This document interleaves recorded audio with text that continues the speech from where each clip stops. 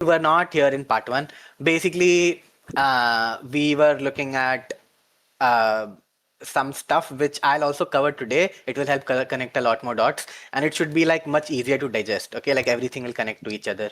So the title is Using Lies to Get Ahead. It will make sense today why I'm saying this. And last time, the part one was like, what's the challenge?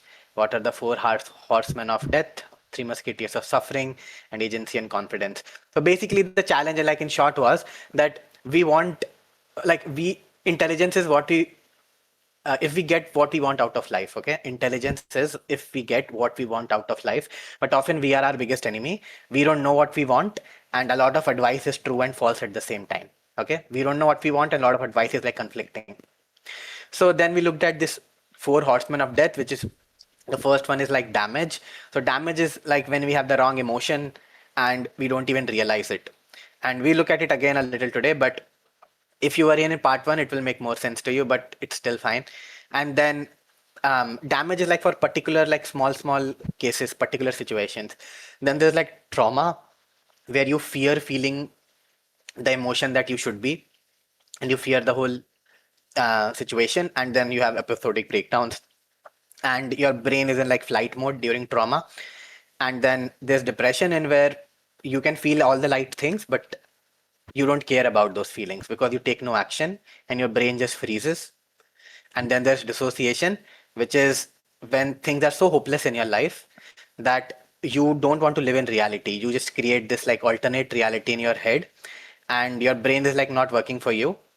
You become like ADHD kind of. You forget like your day started, and when it ended, you didn't even find out. It's like, oh, this like life is passing me by. So that was the fourth horseman of death. Basically, these are all bad things, right? Dissociation, depression, trauma, and damage. And then we looked at some examples about it. Then we came to the three musketeers of suffering. So the idea was that um, suffering is a part of human life, but what makes it worth it, right? And all these, by the way, are caused by suffering, right? All of these are result of suffering, dissociation, trauma, whatever. Something bad has happened, and our goal is that, okay, avoid those four, and then whatever the rest of the suffering, like, can we make it worth it? So we saw three different philosophies, right? One was Sigmund Freud, and the idea was pleasure, that um, we are built to experience human pleasure, biological pleasure, like sex, food, enjoyment, blah, blah, blah. So maximizing pleasure in your life, even including drugs and stuff, right? And then there is Adler School of Philosophy, which is, what's wrong, Ri? Let me check the chat. Nothing. Series was Okay, thanking okay, her, so okay, okay, okay, that's okay, why. okay. So Adler was like, Adler is about achievement. So I want to be the best version of myself. Okay. So, like setting up goals and stuff like that. I don't care about pain. I don't care about pleasure. I just want to do better in life. Um, and then Frankel is like, you know, most people don't have big goals. Most people can't access pleasure. Most people's lives are treacherous and full of tragedy, and you need something to make it worth it, and like, to just give meaning to your suffering. So he talks about some stuff which we saw in detail in his um, three ways. So three avenues to meaning, to give meaning to suffering. So one was like creative values, like you do creative stuff or you help someone. Then experiential values like beauty, truth, goodness, love, and all that. And then attitudinal values, which is if something is unavoidable, like you are gonna die of cancer, then there's three avenues to accept it and have the best attitude towards it. And so that was so that was like, okay, in a life full of suffering, how can we make it worth it using these three schools? And they will change according to time, right? So we saw some problems also if you follow them too much.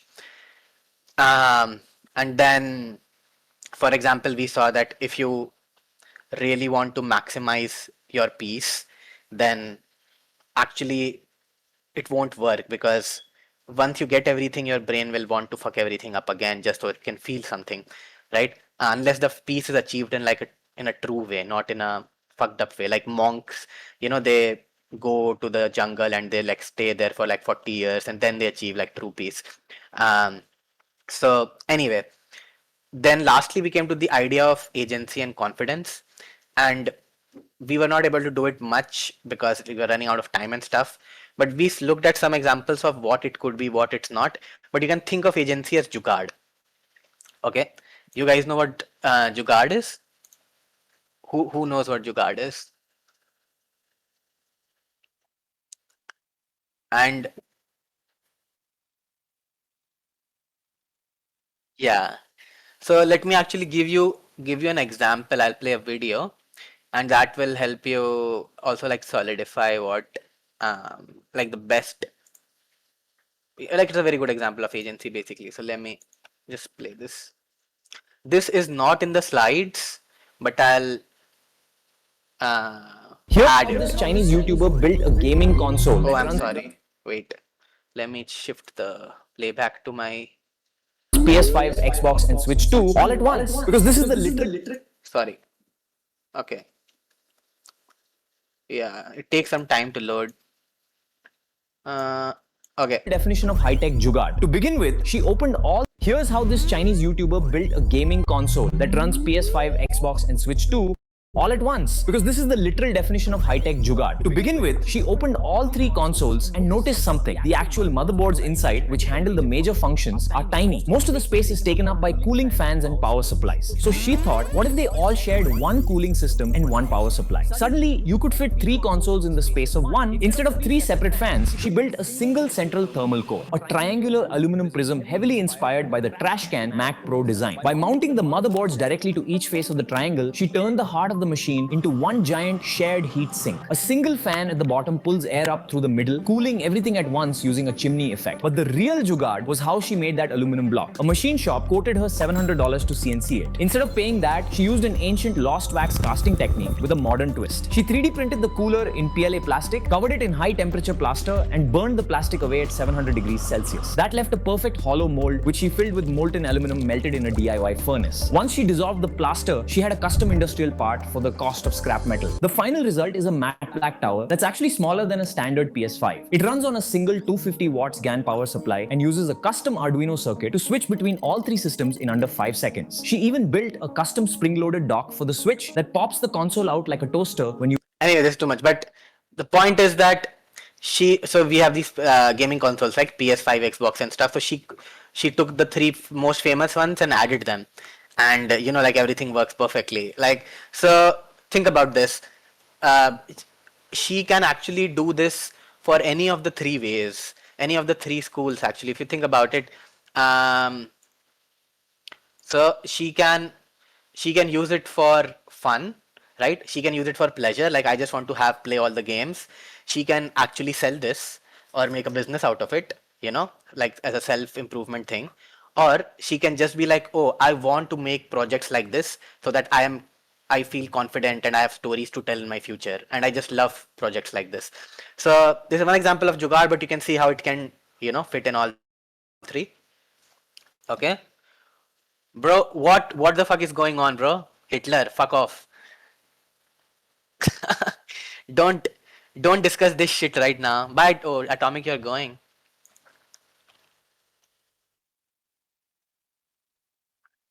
And Crux, if you, yeah, I would recommend you just don't you reply later. But yeah, I mean, Hitler can't come before 12 o'clock, but because of reasons, so he's this like, but he shouldn't have done this. Anyway, so you see the point. Um, I'm sorry. I'm sorry. Okay. And so agency is basically like this girl showed what agency could look like. She thought about it like, oh, what if I make this combination? Then she implemented it. She like strategized it. She was resourceful and she saw it to the like end. Like she finished it completely. And then okay, Elomeo trauma. Okay, I'm gonna Okay. I don't think Hitler will come again, so it's fine. So now let's come to session two. So basically, we look at the framework which will connect all the dots. We look at knowledge role in this. We look at values and the three roles at three levels that we all play all the time. You'll get what this means. Then how do we counter the four horsemen? And the last is like when everything aligns. Okay, so now I want you guys to unmute and like be attentive and like talk to me. Okay, so there is this famous definition of desire. Does this ring a bell to any of you? Dash dash. No. Anyone? Okay, so desire is like a contract that you made with yourself to suffer. A contract to suffer that you made with yourself until you accept that it will not happen or you get what you desire. Okay, I'll repeat again. So, like whenever you desire something, whenever you want something, then it's like a contract that you're making with yourself to be unhappy till you accept defeat, basically. Like, oh, I'm not getting this, or you get the thing. Okay, so now what happens is like when Big Bang was created, so there was, um, yes, uh, till you accept defeat or you get what you want, Aryan. Yeah. So now Big Bang was matter was created, antimatter was created, right? There was nothing and then suddenly antimatter matter was created. So similarly desire is like a mini big bang. Okay, whenever you have some desire, two things happen. You first of all become conscious of a new desire and then you become conscious of your reality which is not meeting this desire, right? So for example, like you had never eaten one type of chocolate, now you saw this chocolate, so suddenly you're conscious of this. So now you're conscious of the desire to eat it and that conscious of your reality that you've never eaten it, right? So now here's a question. Now there's desire and there's the reality, and when you close the gap, okay, what does closing the gap lead to? So let me actually, oops, sorry, I didn't mean to show this. Okay, I mean to show this actually. How to zoom in? Yeah, okay. So, okay, so see this. So we have reality, okay, and we have desire. They are like far apart. Like let's say they have this distance. This distance is the gap. Now, what do you have to generally do to make your reality meet the desire? Like what do you do generally? Like when you want something, you want to get it, like what happens? Who is You audio? work on it, You you put in effort. Yeah. Right? It leads to work. So, okay. So another question here is, what is this middle line, by the way? Like this is reality, this is desire. What's the middle line? Where they both meet or coincide, the basic ground. Okay, what happens when your desire and reality meet? You succeed, you get what you want. Yeah, but what does that lead to? Think of last time. If you guys are here, if you guys Peace, were here, yes, peace. So basically, you were at peace, but simultaneously, a reality and desire were created at some distance from peace, and like there's a distance between them. Okay, so this middle line you can think of as peace, and this distance you can think of as work, like the amount of work you need to do to to make them meet. You have to pull it here and pull it here, and then you will be back at peace. Does it make sense? Okay. So yeah, this is a middle line. Yeah. Now the thing is that okay. Now this piece you can think of as an emotional universal currency. Okay, what's like a universal currency in normal day-to-day life? This middle line are in this one. Guys, what's the universal currency like normal life? What is it? time, No, bro, like currency. What currency is accepted everywhere? dollars, US Yeah, dollars. or gold. You can call it gold or US dollars. Um, Technically, we are not on the gold standard, but gold is also like accepted everywhere. So think of peace as emotional gold. Why? Because peace can be changed to anything. Like last time we saw that, oh, if you're at peace, then you can be happy doing whatever you are doing, you know. But actually, it's a little more deeper than that, because think about it this way. Let's say you have anger, okay, and transmutation just means changing one emotion to another emotion. So let's say you have anger, and now you have to be like, I'll use this anger to do something productive. Then it's actually hard to use it, because for softer emotions, for positive emotions, anger might not be easy to transmute or transform, you understand. But if you're at peace, the more peaceful and blissful you feel, the more like purely you can transform it to any emotion you want. So that's why our end goal is always peace. We think of peace as like the currency, universal currency. So now there's like, okay, so 6 categories of work in our life. So this work that you talked about, this gap, okay, so we want something, but before we get it, we have to do some work. Now there are 6 different areas of our life that you can divide our life into, and this is like, let's say, the initial. So any hints, any ideas on what it could be, what could F be, what is one area of our life that you can say is like starts with F or with P or with C? Finance, Mm, okay. friends. Okay. I'm I'm gonna write it in front of you guys. Okay. So uh okay, G. Oh, sorry. So one is physical, okay? What your physical body is. What else?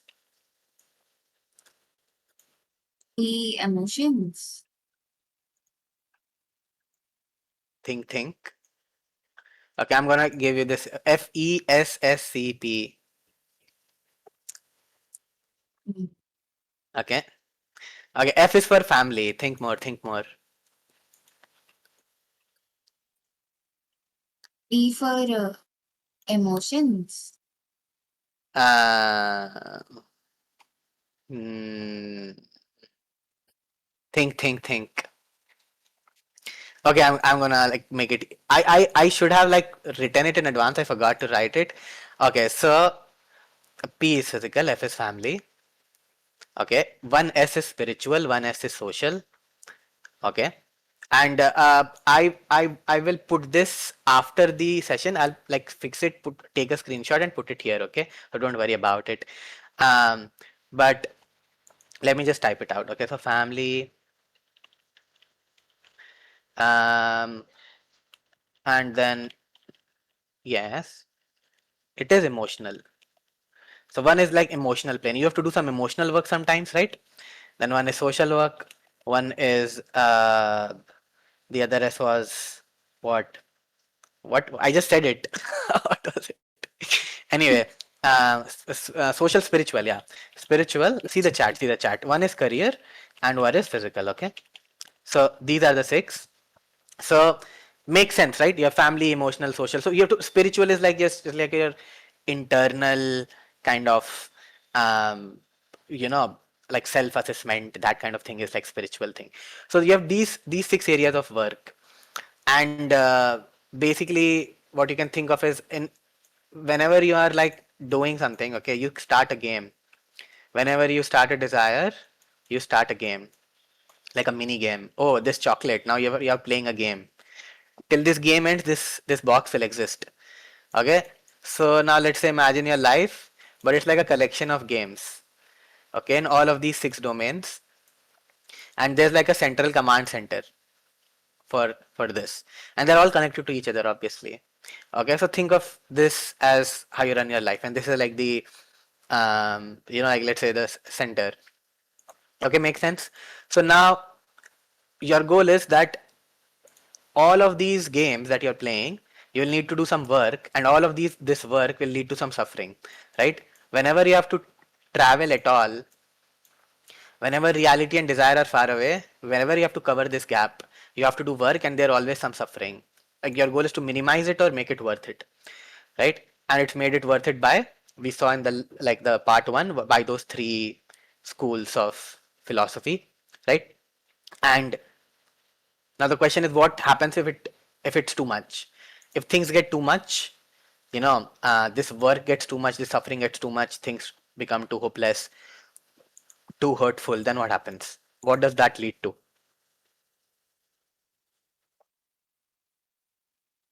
Depression. Yeah, so okay, so they lead to the four horsemen, right? Like the damage, trauma, Yeah. depression, and stuff. Yeah. So if it's so basically think of like, oh, if in your life, whatever these things happen, like they get too much or they break or they get overwhelming, then you get the four horsemen. Okay, so that's like the overall structure. Now, um, let's dive deeper into the framework. There's a lot more here. So let's say I'm negotiating with an employee for my salary. Okay, sorry, with a boss. I'm an employee. I'm negotiating, and I want a job. Like actually, it's a job interview. Now, there's one part of me which will just be talking to that person, answering, smiling, being like, yeah, okay, yeah, listening to them, trying to control my tone and stuff. Then there is another part of me which will be in the background, like kind of controlling how I talk. Like it will be like, don't seem too desperate, but don't also seem too nonchalant. You know, don't try to like show that you know everything and you're too confident, but also don't like, let him bully you. So I'm thinking of all these things in the background too, right? So that's like a separate level that I'm operating on. Yeah, series. And then there is another layer which is like, I don't actually want the job. All I want is that this guy gives me an offer, and then once this company gives me an offer, I'll use this offer to get a better offer in that second company which I really want. Okay. Okay. Joke mat kare yahan pe. Yeah. So now think of it like three different layers. So I'm operating at, I'm just talking to him. Then I'm thinking of how to balance my like not seem too arrogant or too uh, easygoing. And at the same time, I'm also strategizing this long term that, oh, I don't actually need this job.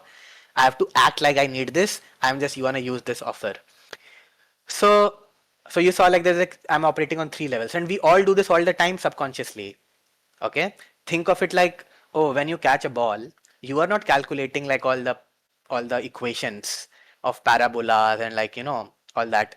You just catch a ball. Your brain just does the math. So similarly, whenever you operate in the world, you always operate at these three levels simultaneously. Um, Sometimes consciously, sometimes subconsciously, right? Now, there's a difference between strategy and tactic, and does anyone know about it? There's a story about it too, but have you heard of this thing that strategy and tactics are not the same? It's a very useful differentiation. Anyone? Okay, cool. So the story is this: there's a Harvard class of entrepreneurship, and they just tell the students that I'm giving you $100. You have to earn the most money in 3 hours from this $100. Okay, pretty clear, right? And guys, please unmute if you can. Like this is like too much. No one is unmuted. Like this is so fucked up. Yeah, I'll wait for Uh, as many of you to unmute as possible. okay. Okay. You want us to answer what is strategy and what is tactic, right? No, I'm asking just unmute, and when I'm asking like this, if you don't know, it's fine. But in general, Yeah. Mm. yeah, yeah, okay. Sarah, Rainy, Vicky, you guys, Rio is unmuted. Okay, you guys can't unmute. Okay, Gauss, Nerdy.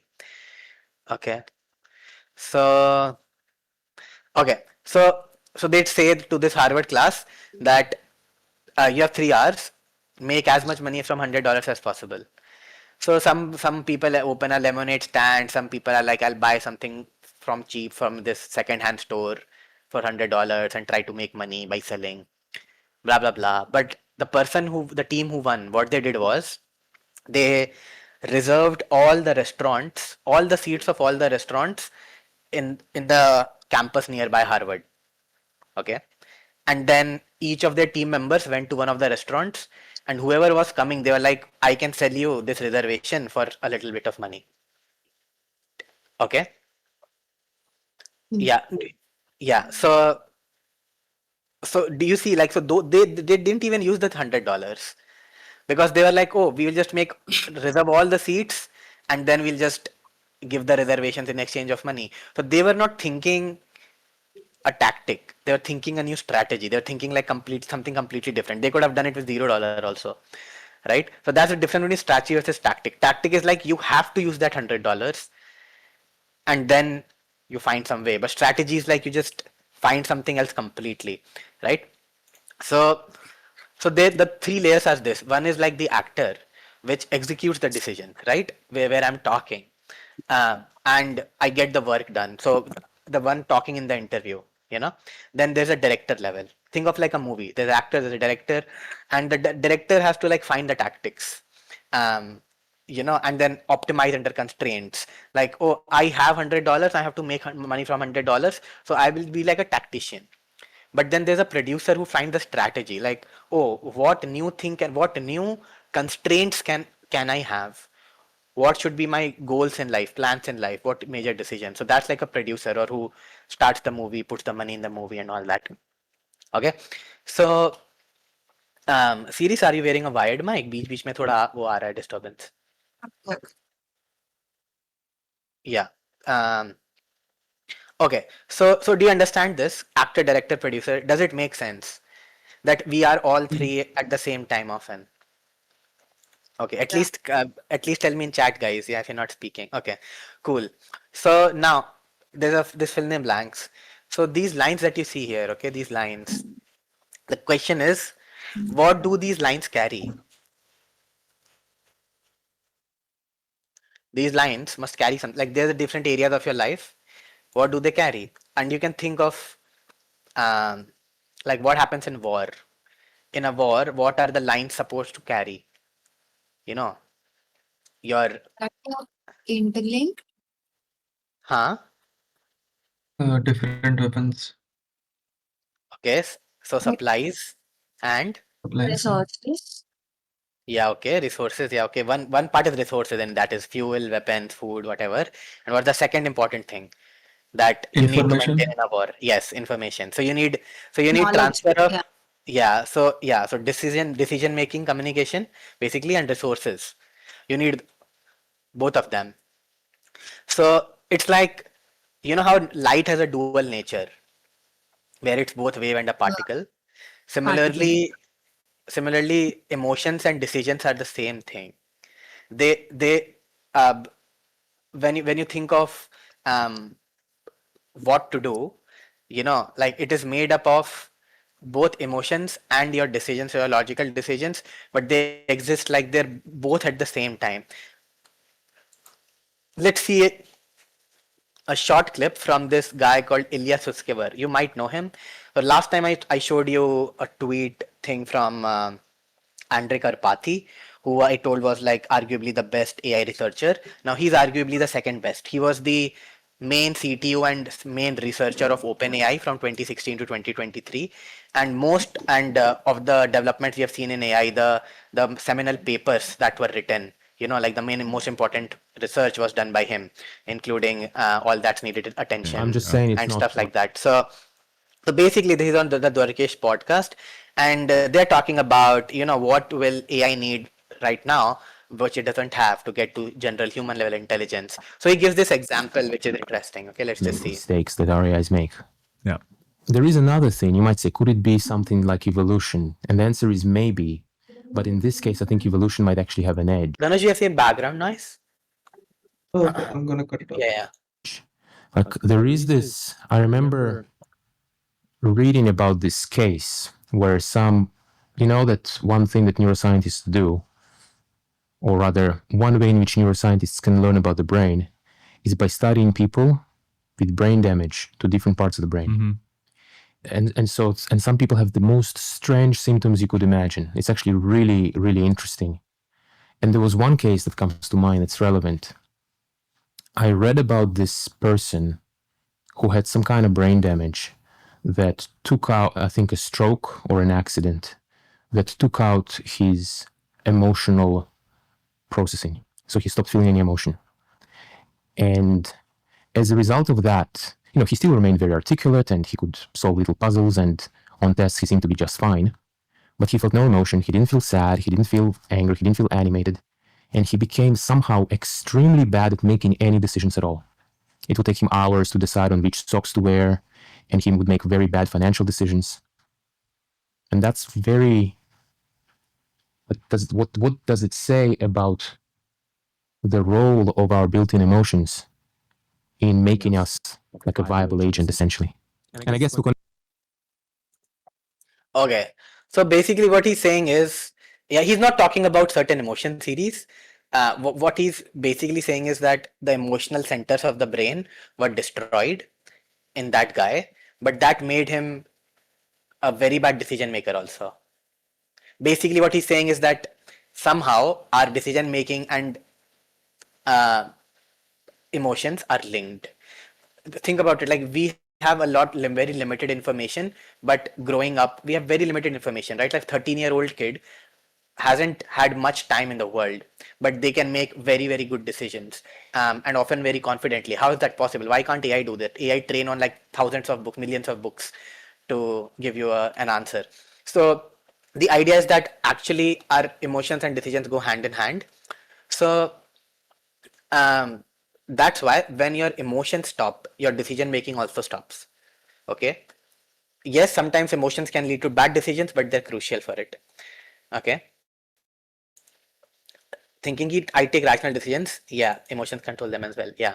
So now the question is all decision making logic, right? So if you think about it, like logic is what, that pros and cons. Whatever has more pros, I'll just do that. That's like logic, comparison. Like, I order this from Amazon or this from Amazon?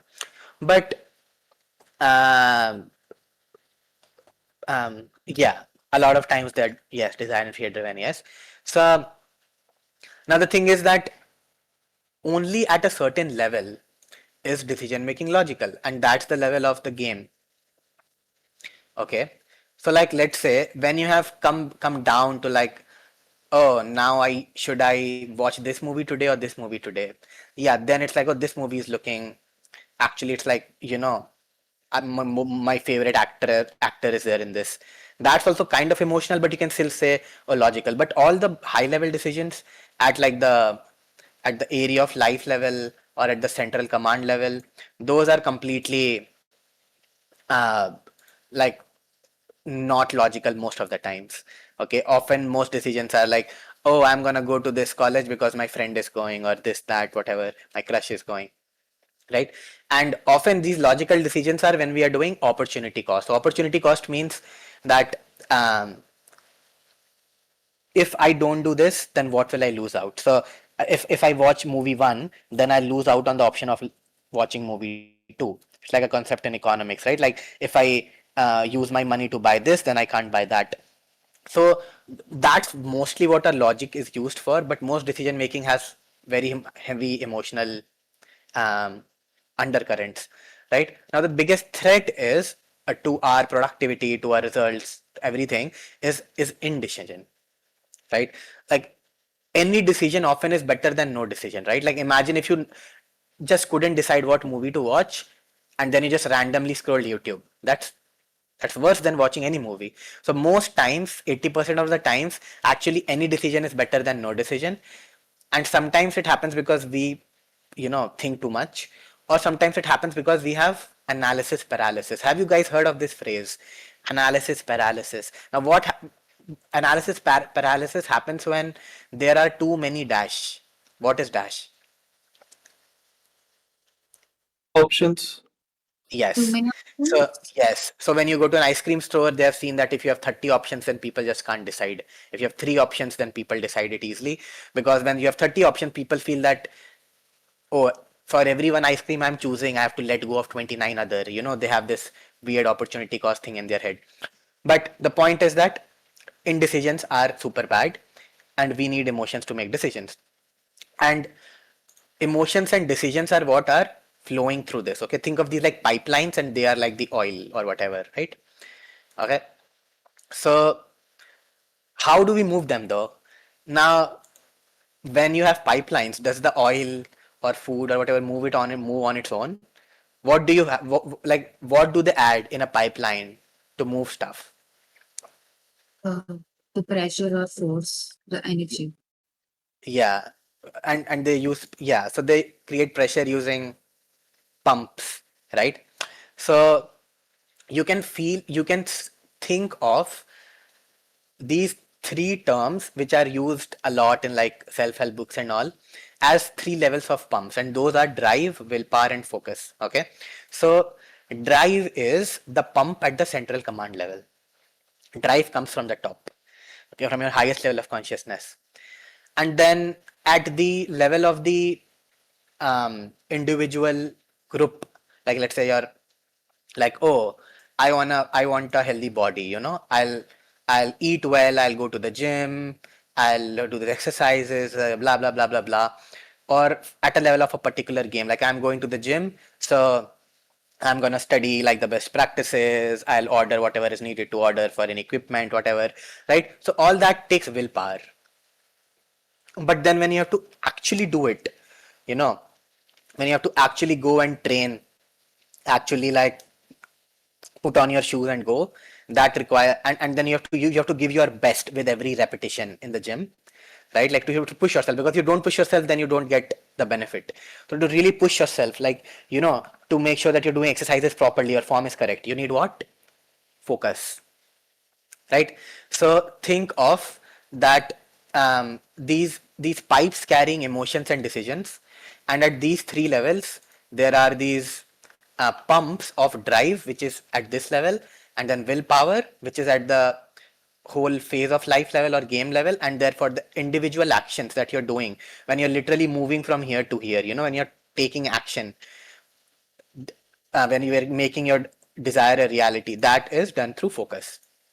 Okay, yeah, or concentration. Okay, does that make sense till now? Any questions? No, no, no. Something. Perfect. Okay, Where okay. where do we put hello? Where do we put what? Yeah, where do we put motivation in the drive or the willpower? No, so motivation and inspiration are basically substitutes for willpower, like temporarily, you know. Yes, they replace willpower, but they're perishable. They just like come and go. We'll look at them in one part. But does it Yeah. make sense? Yeah, like when you have inspiration or motivation, then they can replace a little of willpower temporarily for a little bit of time. Okay, but they don't last at all. And they are kind of like drugs, like you take coffee. So if you take too much of coffee, then you'll begin to rely on it, and then you get fucked. That's not how it should be. So willpower and motivation should be like on a tough day when you need extra willpower, then you're like, you know go for them. We'll look at it again actually later. Now the question is, how do these three interact? Now this is very important to understand, which is why I asked if it's clear till now. Again, let's say we are going to the gym. Okay, now there can be three people, right? Three types of, like, not actually three, more than three, but where is the drawing tool? Okay, sorry. Okay, so like think of this person A, person B, person C for now. And now they have drive, which means they really want a good body and they want to work for it. Okay, it's like their dream, like they're really driven towards it. And they have willpower, but they don't have focus. Okay, so tuck, tuck, tuck. How will it feel? Every day they will feel guilty, they'll feel shame, they'll feel shitty because they want to go to the gym. Okay, but when it's time to go, they they are like focused on something else, so it's too late now. Or they go to the gym, they are in the gym, but they don't do the exercises properly, so they will feel like frustrated, and they'll constantly be hating themselves. They want to go to the gym, it's like it's always in their mind, and they take the effort also, they put some effort, they strategize, they plan, they're like, oh, today I'll do this exercise, but when it actually comes to doing it properly, they don't. Okay, yes, putting in hours without a result. Yeah, yeah, exactly, guys. So now imagine there's this person who has drive, but who doesn't have willpower, but who has focus. How will they feel?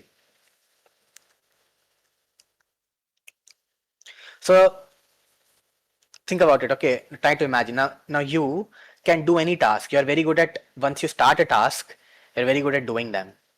But you know that you need to change your diet. You know that you need to sleep early, but you're not doing those things.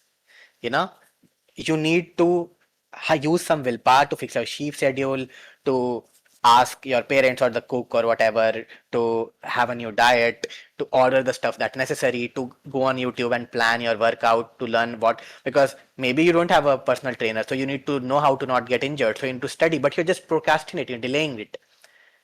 And now you're like, oh, I could go to the gym, but what if I get injured? I don't even know how which exercises I should do, right? So this person can focus. If they knew the stuff, if everything was prepared for them, then they will kill it in the gym. They'll do it very well. But they don't have the willpower. This person will also feel, they will feel more frustration than guilt or shame, but they'll also feel guilt or shame, right? Now imagine there's a person who doesn't have the drive.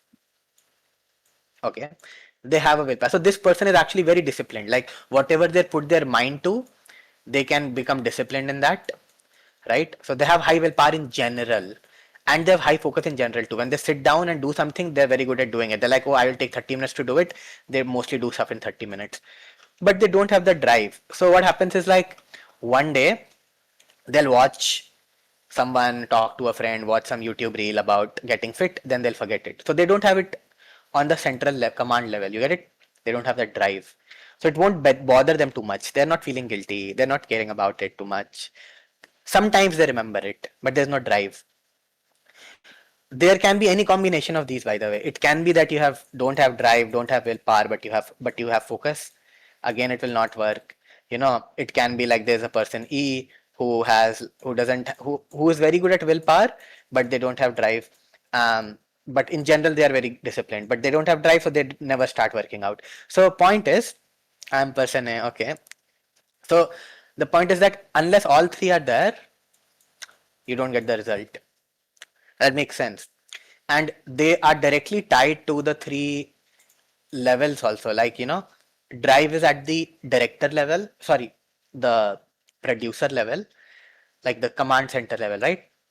Then willpower is at the individual game or this whole phase of life level, willpower. And then focus is at the task and in the moment level, which is the actor, right? So you can roughly see them as like actor, and then this is director and producer. Okay. So now in ADHD, so the question in ADHD, what is the thing that's affected the most out of drive, willpower, and focus? Okay, yeah, focus. Focus. So so that means you guys are listening. Okay, good. Okay, cool.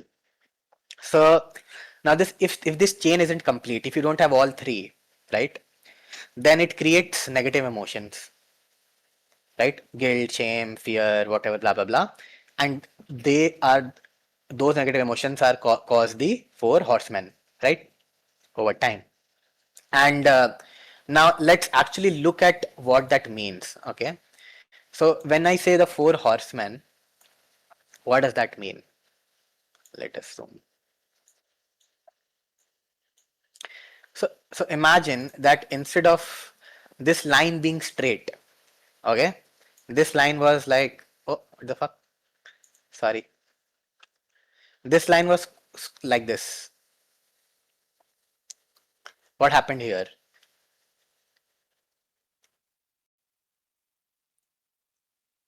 So the path is not straight anymore. It is up and Yeah. down. So what will happen to A plus B? What will happen to A plus B? Same. It will also go in like It will go what? in the same way, like it is scripted. It's not straight anymore. No, my question is, will A and B increase or decrease? Like, will this distance between reality and desire, they'll increase, right? Like, because if, yeah, you will In- straighten up this thread. So now this basically means the work that you have to do increases, which means the suffering that you do increases, right? So that's roughly how you can think about negative emotions causing more work, causing more suffering. Okay. Now, when you talk about uh, damage, okay, so damage is like, oh, when it comes to your body, okay, then by the way, if you remember what damage was like, where was, okay, we'll come to it. We'll look at all of these four individually, but before that, um, I forgot, yeah. So agency, you can define agency as a particular thing, and that's one in one sentence. Agency is dash of dash agents for each. I mean, yeah, it's like too much maybe, but so basically it's alignment of alignment of all the three agents. What are the agents? The actor, the director, the producer, right? So you're aligning all the three agents uh, for each of these six areas in your life, okay, at all the three levels. The levels are the command center level, the phase level, and the game level. So alignment of all three agents, actor, director, producer, for each area, like physical, spiritual, whatever area for light, at all the levels to close the gap, right? The more of this you can do, the more agency you have.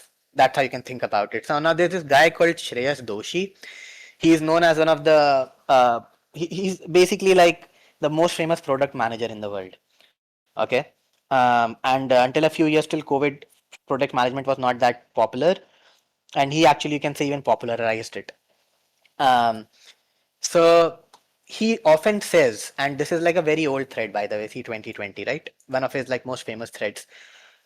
That in product management, high agency is something that every successful product manager and leader I have known has it. Some people are born with it. It can also be developed in real life. It's a prerequisite for making a profound impact in one's life and work.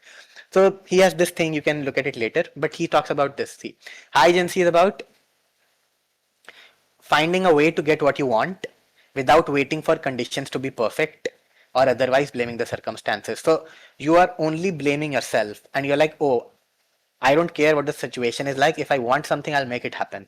Okay.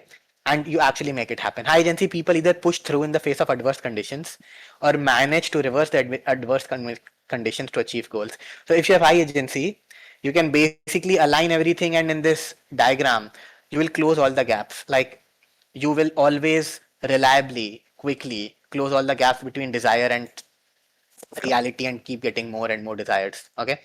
So he says highly talented, high agency people are game changers. Okay. High agency, so we have talent, like you have the skills to achieve something, and you have agency, then there you are like, you will do amazing. High talented, low agency are everywhere. Basically, those people just follow the rules, they stick to the system. Okay. And so that they have talented, they have skills, but they just do what they're told. They don't have any imagination, they don't have any drive, they don't have anything new that they want. And then say some go-getters become game changers because they're high agency, right? So some people who are low in talent, they were low in talent, but they develop those talents due to high agency and become game changers. But I don't want you to read it full the whole right now, you can read it later. But he says, what does it look like? Okay, so I cannot get this done because legal team will block it, our competition is too strong, blah blah blah, excuses, right? And he will be like, it is important for the company, so I'll do it, I have the ability to, so I'll do it. I find the challenge interesting, you know. So now there is a lot of articles, links. Like he says, read this book. He says he gives some examples. He gives examples of skills that it has, which we'll also look at later. Um, he talks about Jugaad, his high agency, and then want more examples of what high agency looks like, right? So there is this whole thread that this person has about it. Then this about what high agency looks like, okay, in PM product managers. Then so you can read it later, doesn't matter. But point is that you should have a good idea what agency is with respect to this framework, right? Okay, any doubts till now? No, no, no, not at all. Any No, questions? no. Okay, okay. Is everything connect? Do you see the connection between everything? Yes. Yes. Okay, okay. So now, there's this concept called oh, Yashasvi is going. Okay, Yashasvi, bye bye. See you. So there's a concept of right versus wrong emotion. Last time we were discussing it. Like, let's say you have an exam tomorrow. It's an important exam. The right emotions to feel are some amount of anxiety, some amount of panic, some amount of excitement, some amount of like jealousy of your friend who keeps getting more marks than you, some amount of anger at your school for putting you through this, whatever, right? There's like some healthy amount of emotions in a particular situation, and there then some which you can call like roughly as the right emotions, right? And then there are like unhealthy emotions. So if you have an exam tomorrow and you just feel completely like fuck everything, I don't want to study at all, or this subject is so bullshit, right? Or what's the point of studying? If I study, I'll still like not eventually get any good rank in the exam. So all of these are negative, like bad emotion, wrong emotions to feel, because they will not help you study for the exam, right? Doesn't make sense. Right emotions Yes. are what? So right emotions, you can think of them as healthy emotions are what give you agency. Okay. So whenever you are thinking about a situation in a healthy way, you feel the right emotions and they give you agency. Okay. So what happens when you're damaged? Damage we looked at that day. Wrong emotions, we are feeling the wrong emotion without realizing it. Okay. Wrong emotion means wrong results. For example, we saw that Sophie's parents and boyfriend had trained her to be angry. So whenever she asks for something politely to her parents, they don't listen. Whenever she shouts at her parents, they listen. So their parents have trained Sophie to be angry. And now, whenever there's a conflict, Sophie turns to anger, right? Which is the wrong emotion to feel because it doesn't lead to the eventual reality that she wants. Often it leads to more problems. So you can think of damage as like a pattern which propagates throughout.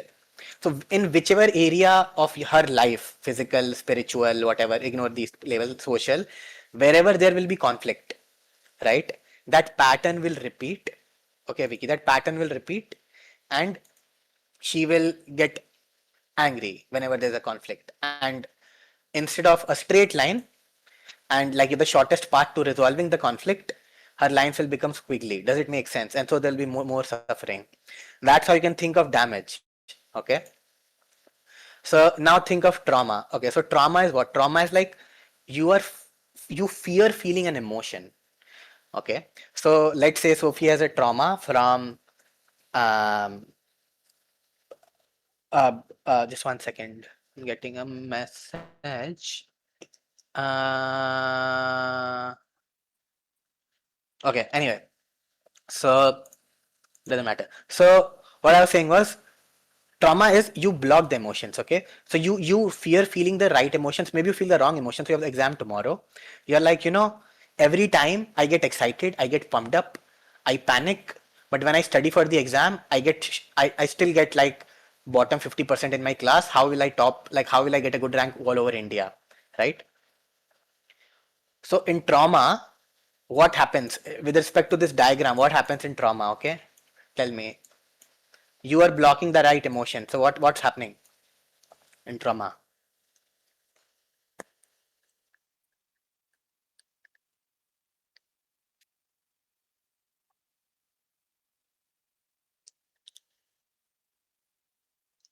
Okay, so where do emotions exist on this graph? Where do emotions exist? One of the six. No, that was an area of your life where you have like some emotional work to do. You know, the lines. So so the lines are the ones that transfer the emotions and the decisions, right? So when you have trauma about something, you block the pipelines.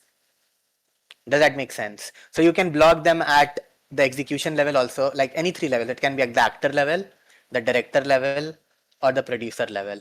But you block the right emotions because you're like, oh, I can get excited about tomorrow's exam, get pumped up, get panicky, study, and then I'll still get shitty marks, and I'll feel again more sad and I get more hurt. So let me not feel those emotions, the healthy emotions that I should for tomorrow's exam. So I'll block the pipeline. Does it make sense? Do you understand? So another can Yes. be like, let's say there's a girl who gets rejected, okay? Like Sophie gets rejected during her school life. So she's like, at if you look at it at the execution level, so she has a boyfriend, but when that boyfriend compliments her or does nice things to her, she believes that she doesn't deserve them somehow. She's like, oh, something feels wrong because she has been rejected and get gotten trauma from rejection, right? Okay, girls, bye bye. So so she will be insecure, and because of that insecurity, she will not accept the gifts from him. She'll always second guess, and then again create the more effort, right? Squiggly lines. Like that simple thing becomes more complicated. But this is at like the actor level, like the execution. Like when she has a boyfriend in day to day, but maybe she does it at the social. So she does it at the. So let's say this is physical area of her life, and let's say this is the social area of her life. So in a social area of her life, she does not want a boyfriend. She pushes away. She talks to people, but whenever she gets close to someone, she pushes them away because she's like, oh, what if I get rejected? Okay, so she talks to people, but she pushes them away, right? But then maybe she has that blocker at the central level. Okay, at that central level, she'll be like, I'm never talking to a guy. I'm never letting myself feel any emotions that are romantic or soft at all. Fuck all that. Okay, so like you can see, so trauma can uh, be like a blocker at different levels, and it will look different at the actor level, which is the, you know, like the execution, like the doing the task, and the game level and the central command level. Okay, make sense? Okay, so when you have depression, okay, so we saw in depression what happens is that you can have all the right emotions in the system, but you don't care about them. You develop apathy. Okay, so in this system, what does that look like? So if you remember, this gives drive, right? Central command gives the drive. Then at the group level or the game level, you have willpower. And then at the decision, at the execution level, you have focus, right? So what happens in depression is basically, you can think of it like you have no willpower, but you have drive. Okay. You can have, so like imagine it like a person, and think about it like maybe like a person B. Okay, if someone makes you sit in a class and makes you study, you will be able to focus for 3 hours at a time, no problem. Your focus is not a problem. Your drive is not also not a problem. You want to study, you want to do well, you want to do the best, but you have no willpower. So basically what's happening is that the drive is going, okay, to whatever areas of your life that's there, but then your pumps that should work at the individual group level or that game level, those pumps of willpower are broken. So the emotions and decisions stop, and now nothing is happening because you're not taking any decisions and you're not getting anything done. Okay, so it's like a clogged system, you know, so the whole system stops. Like if obviously if things get blocked, then you can't keep pumping more emotions, right? So you just feel numb, you because the oil stops coming, like it's just clogged, right? Okay, so now what happens in dissociation? Okay, so in dissociation you can think of it like we talked about it, like you're a different person, and there is a shadow reality that you developed. Okay, and you have the same CCC. What does that mean? So instead of this which represents your real world, you develop another six which are like virtual, which are like not part of the real world almost. You know, like instead of real social connections, you create, like you talk to strangers online. Instead of doing physical activity, like I don't know, like you know, someone masturbates. Isn't instead of doing social, instead of doing like let's say career work related stuff, you are obsessing over YouTube videos. And like today I'll learn about this topic. Okay, so you create and and like a different version for all of these areas in your life, and just like fake games, you still have the still have the central command center. And here's the problem: you can have infinity willpower. Okay, you can have infinity willpower in this situation when you're dissociated. So these pumps are in depression, the pumps are not working, right? But that's not necessarily the case in dissociation. There can be a person, so like let's say there's a person H, and they have the drive, sorry, they have the willpower and they have the focus. Okay, but it's the drive that they don't have. Things are so hopeless. They're like, what? Sophie's like, what will I do studying for JE, right? She is very, she can work very hard. That's not a problem. She has a lot of willpower. She is not depressed. If you ask her to learn to make graphics and 3D animations or something, she'll learn it in like 2 weeks. She will do 6 months of learning that normally people do, adults do, right? Her focus is also great, but her drive is not there. She is so scared, so hopeless, so fearful, so traumatized of this whole exam situation that her brain just like completely hides it away from her, dissociates, like we talked about, right? She never wants to think about it because every time she thinks it hurts so much. So her days, she wakes up and at night 10 o'clock she remembers that, oh shit, today I didn't study anything, and she doesn't even realize that her whole day passed. She feels kind of productive because she did stuff, cleaned her room, learned something new, learned a song on the guitar.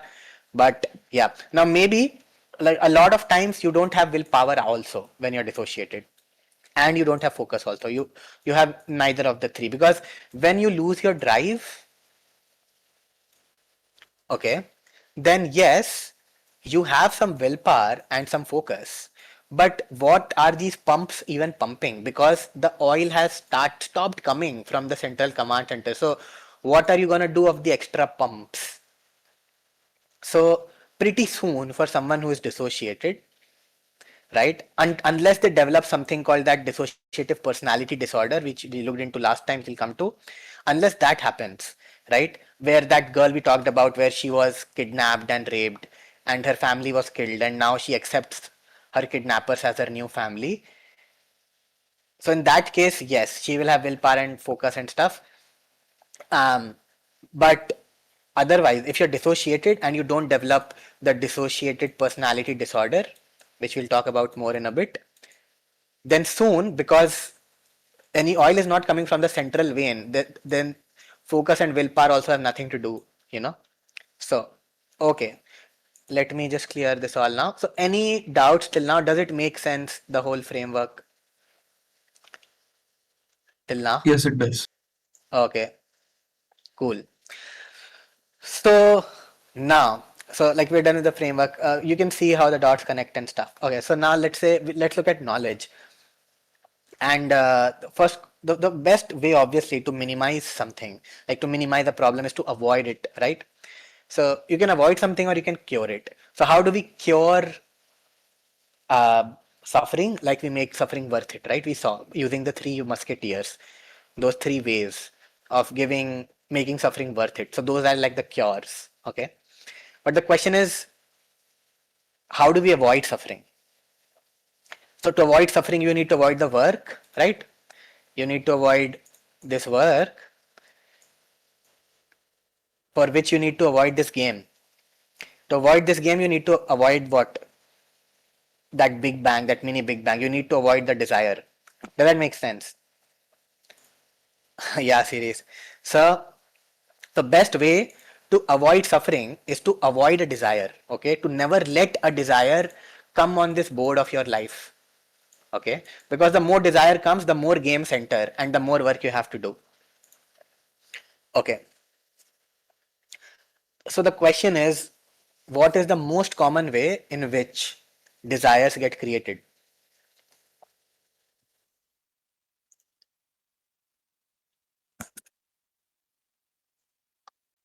In our life, what's the single most important source from which desires are created? By observing influence, we look at others and then we feel. Yeah. So there is this famous theory called the mimetic theory by Rene Girard, which basically says that almost all desires are mimetic, as in we mime, like we copy people. They are not our own, you know. So it depends on the culture, on the people we talk to. And let's look at. There are no subtitles in this video, but it should be pretty clear. So it's a quick video. I'll increase the speed a little. Everyone knows that living life means making choices. But how do we make choices? Why do we pick one thing instead of another? René Girard gave a simple answer. It's called mimetic desire. We usually explain why we want something in one of two ways. We say we want it because it suits our unique preferences, or we highlight the objective good qualities something has. Either way, we claim to choose autonomously, in isolation from others. While he was reading and teaching classic literature, Girard realized that the great writers reveal a deeper layer of our psychology. Girard saw that in the classic works, there is always a model, someone the protagonist admires and wants to be like. Just as the protagonist in a novel imitates an appealing model, we all pattern our choices on somebody else's example. It might be a celebrity we... So he's saying almost all the great authors have this character, and they're writing a character. That character has some inspiration, some hero figure that they want to copy or emulate. And that's how we do it in little ways also. never met, or it could be our best friend we've known all our lives. Man is the creature who does not know what to desire, said Girard. He turns to others in order to make up his mind. We desire what others desire because we imitate their desires. Instead of being direct and autonomous, I want that, our desires are derivative and triangular. I want that just because someone else wants it. Girard's insight sheds light on financial bubbles, fashion, social media, and every human interaction. It explains why people fight even when there's plenty to go around, and why conflicts are often worst when the stakes are smallest. When we model The our conflicts are often worst when the stakes are smallest. You know, very weird thing what it happens. desires on those of others, we end up Or double avaz because you need to mute your stream because no, sorry, don't actually, no, I'll mute myself because when you're streaming, then it happens, yeah. competing for the same jobs, the same mates, the same real estate, and the same social status as everyone else. What's the solution? Girard said, imitation is inevitable, so we can't just stop imitating. The most important choice in each of our lives may not be where to go to school, what career to pursue, or even who to marry. It may be who to imitate.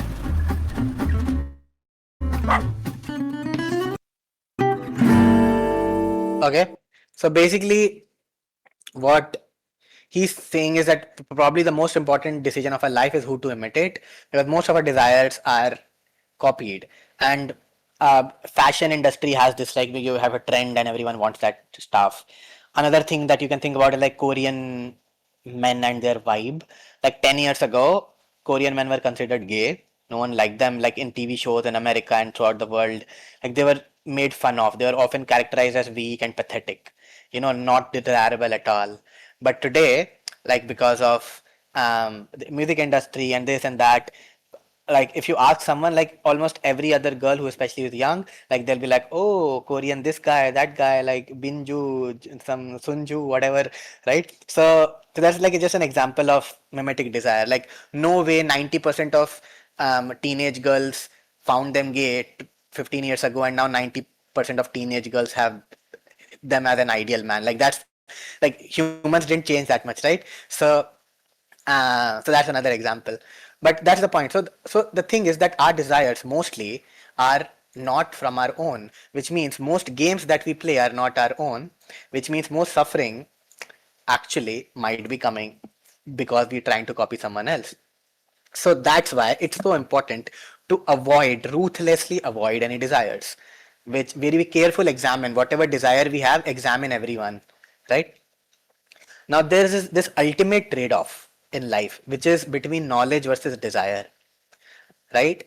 So if you have heard of the story that there's a frog in this well, and there's this famous Plato's allegory of the cave, you can read about it later, you don't have time. But the idea is if you're a frog in a well, you don't know how big the world is, so your desires are limited, right? So the more knowledge you have, the bigger the possibility for desire becomes. Does that make sense? If your world is very small, you're living in a well, you don't know. So that means that most like knowledge is mostly poison because most desires are cause suffering, right? Let's look at more. Okay. Bye, Raghav. Okay, I understand you're studying so hard these days, bro. Okay, hi, Atomic. Welcome back. Okay, so there's this situation where you see dumber people who have better careers than you, get more marks than you. You have poorer people who seem happier than you. You know, like a shopkeeper or your household help. Like why are they always laughing, bro? Like why I'm not happy. Like their life seems to be better. So the more you encounter such people, the more you get negative emotions because again you desire that. You're like, oh, I should have even a better career than that guy. I should be even happier than this person who's poorer than me. And if you do it consciously, okay, so if let's say I am not that happy in my life, and I'm like, this person who works so hard is poor, my household help, she has to live in like a small how like tent basically, let's say. How is she happier than me? I should not complain about my life. I should just sit down and work harder. So if I'm doing it intentionally, it becomes inspiration, right? Inspiration is like, if they could do it, I can do it. Okay, I can do it too is inspiration. I can do it too. But if it's done subconsciously, if it's done unconsciously, like if you are watching reels or you go on somewhere and you're talking to a friend and they suddenly are like, bro, what? You're studying for JEE, you're working so hard. Bro, I just put money in this meme coin, I made so much money. What the fuck are you wasting your time for? You will suddenly feel like, bro, what? This fucking dumb fuck is earning money and like earned so much money and I'm studying so hard. Okay. So the same day looking at patient. Okay.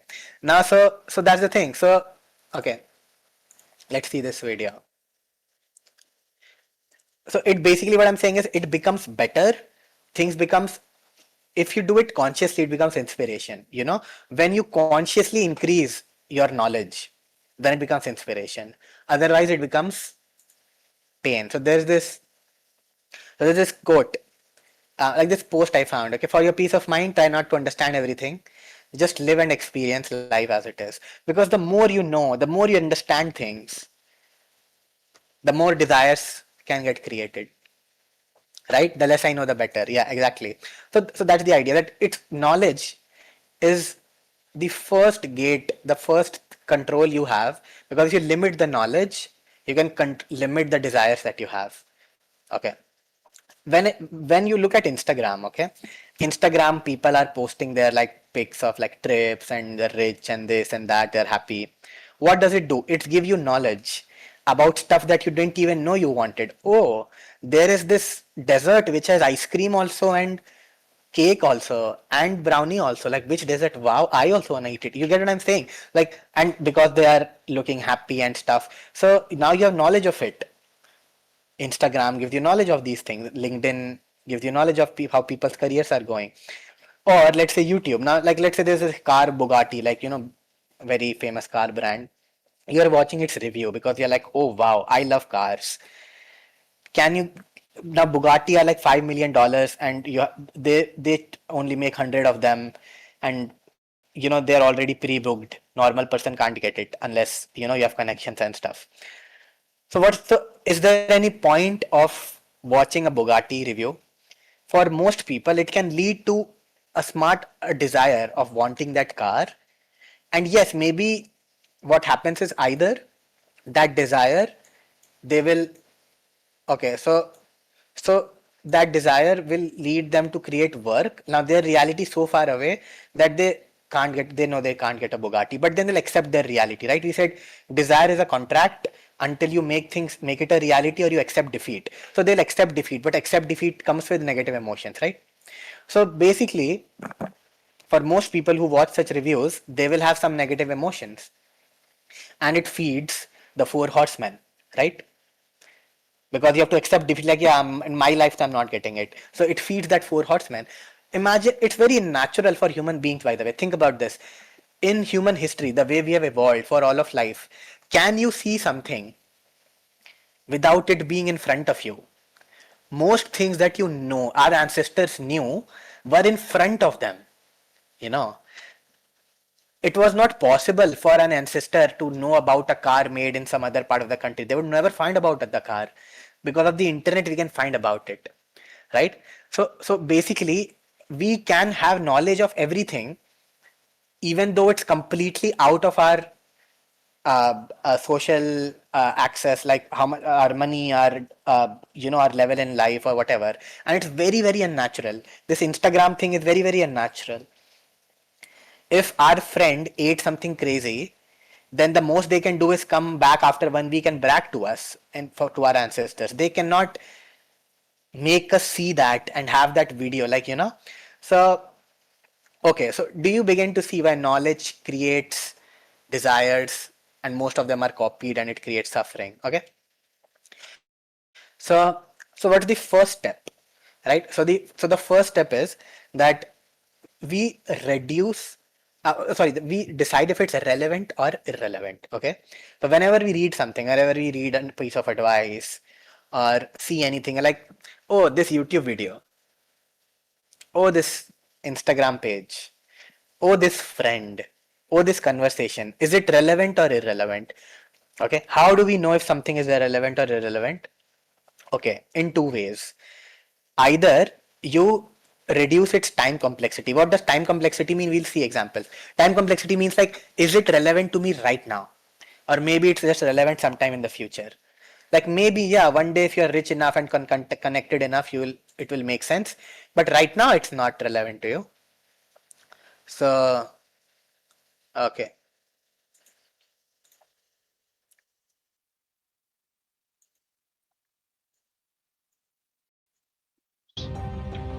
You must go on. So this is just like a small like quote that I like from someone called Alan Watts. He's also a very famous philosopher. Also, he delves into these types of things. Yeah. So read this. So when we say to ourselves, you must go on, the reason is, you see, that we are not living in the eternal now, where reality is. We are always thinking that the satisfaction of life will be coming later. Don't kid yourself. Which is to say, only suckers put hope in the future. Okay, so basically what he's saying is that a lot of people just live in the future, right? Like they're like, oh, one day I will be happy, or they have nostalgia about the future almost. So that's one idea, that whenever you have you come across something, is it that you're putting hope in the future or is it relevant to you today? Similarly, for the four horsemen, right? Whatever I'm reading or talking about, is it helping me with any of my four horsemen today, with my depression or damage today, or is it not helping? Or goals, right? So a lot of people, they will focus too much on the goals. Okay, they'll always be like, oh, what if I achieve this? Oh, like they'll keep thinking of the goal instead of doing the work in the present day, right? They'll obsess over it, they'll fantasize about it, There's this revered So this is again that guy, Alex Hormozy. Okay, so I'm going to mute myself. So master who there's this revered master who everybody wants to study under, and it's almost impossible to get to him. And so he's interviewing candidates, and the aspiring samurai comes to him and says, how long will it take me to be a master? And he says, 10 years. And so then the young samurai, eager to kind of prove himself, he's like, well, what if I work twice as hard and I work day and night to become a master? How long will it take then? And so the master sits back and looks at him and says, 20 years. The young samurai is like, wait, what? How can it take twice as long if I'm working harder? The master replies, if you have one eye fixed on your destination, then you only have one eye left to find your way. Okay, so does that make sense? So a lot of people are too focused on their goals instead of just taking it day by day. And I find this like story like so nice. But yeah, there is one other thing, like which basically it can lead for people to be in their head, you know, because a lot of times you're just in your head, you're not like in the moment, but you're in your head, in the future, in the past, or thinking too much about stuff. So this is that example. So see this.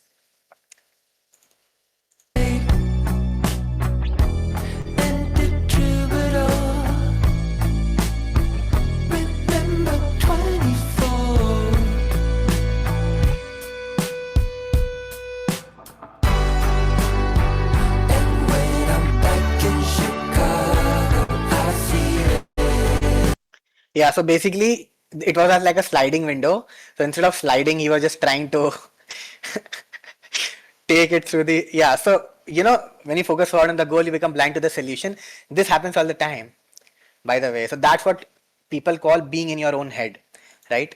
So that's one way of reducing time complexity, right? So basically whenever you see an idea or something, it's like, can I use this now to execute something, to act on something? If it's in your head or thinking about the goal too much or your future or whatever, then you are wasting time. It's irrelevant. So that's what reducing time complexity is. Then reducing space complexity is, okay, it can be relevant right now, but it's like, to how many areas of my life is it relevant?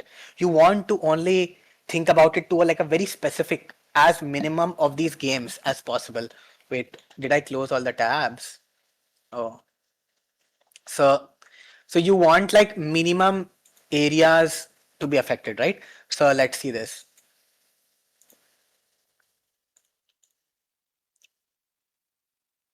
And what I mean by this is also like, think about it this way, that if I am motivated to do well in my career, to earn more money, and then I watch this video on YouTube of like poor people, you know, working hard, slaving away in Africa, and then I watch a video of some billionaire and how hard they work, can I relate to them?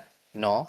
Yes, I can feel better about myself by looking at poor people and be grateful.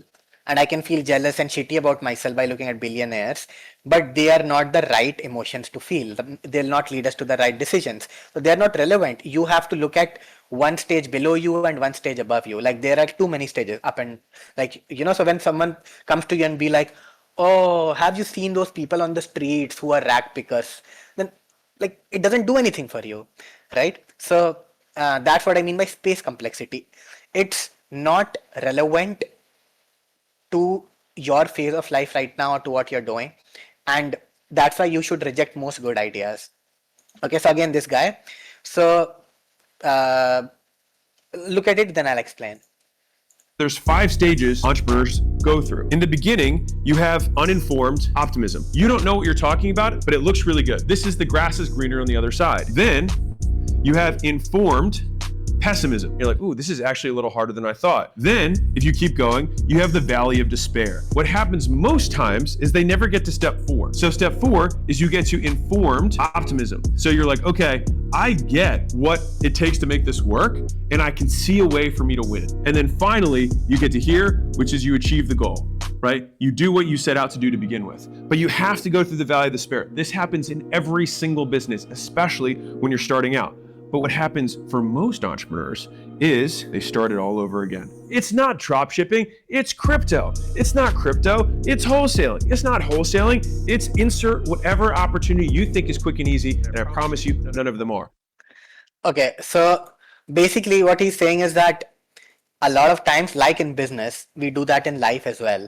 We start something, we are full of hope, but that we don't know how tough it is or what it really takes to do it properly at scale. You know, like let's say I'll go to the gym or whatever. And then when you do it, you start to feel, fuck, this is harder than I thought. Then you feel despair. And that's when you switch to something, another shiny object. But you have to keep moving to the despair. And now you know all the dangers, all the risks of what you're doing, but you still are optimistic, right? Informed optimism. And then finally you get to the goal if you keep stick with it and keep working through. So the idea is that most ideas or principles that you come across are bad, you should reject them because most of them are shiny objects. And this happens all the time in many ways, right? You will start to work and be like, you know what? Let me eat first. Then you'll be eating and like, you know what? Let me watch a YouTube video first or whatever. Like it happens in small and big ways all the time. But you have to minimize the number of thoughts or desires by reducing the time and space complexity of ideas. So if they are not immediately applicable and they're very relevant to what you're doing at your level of the game, then avoid them. Okay. Now let's say they are relevant. Okay. Then you should be like at which game, at which level, at which risk to reward. For example, I'm studying, Sophie studying for JEE. And then Sophie is like, oh, today I found a new YouTube channel about physics and my physics is weak. So yes, this channel, is it relevant today? Yes. She needs to study for JEE. Yes. And it's not like some class 10th channel or university channel. It is literally JEE physics channel. So will it be useful for her? And she has enough time. It's not like she has to give an exam in 1 week. She has enough number of months left. So yes, so it is relevant. But then she has to be like, okay, what the risk to reward ratio? I can either only learn from this channel and say fuck off to the other ways I'm learning physics, or I can also learn this along with the previous one, right? But there's a risk that I might waste time by studying the same thing 2 times. And there's a risk that this YouTube channel might not actually be as good, right? So then she decides that, you know what, I will study like how I am studying, and for all my weak topics where I have doubts, I'll also study from this YouTube channel, right? And now she suddenly has constrained her desires. She will not sit like a monkey and start to watch all the whole playlist from video one of this YouTube channel, right? Which happens with some people. They find something like this and they'll be like, oh, now I'll pura 11, 12 ka physics to I'll restart, bro, now. You know? That kind of thing. Okay, bye bye, Aryan. Thank you. Okay, banger quotes. Thank you, thank you. So, internet misbehave. Okay. So there is this story in Nassim Taleb's book, basically saying that there is a guy, a fellow who lost $1 million trading lumber. Okay, lumber is wood. So trading just means buying and selling. So he's saying that guy knew everything about green lumber. Green lumber is fresh lumber, everything, right? But he still lost. And then there is another guy. He reports that there's a fellow, a pit trader. A pit trader is like a guy who just um, actually goes in the pits, like, you know, like where actual selling. So he probably does it online, right? But this guy goes and does it in real life, right? And he made much more money than him. So it's like, is it that the person knew nothing about lumber? Because he didn't know it was freshly cut lumber. Basically, what he's saying is that I lost so much money. I know everything about it. I am like academic on it. But this guy, he doesn't even know that in the market, freshly cut lumber is called green lumber. This guy doesn't even know this much. And he's in the business of green lumber.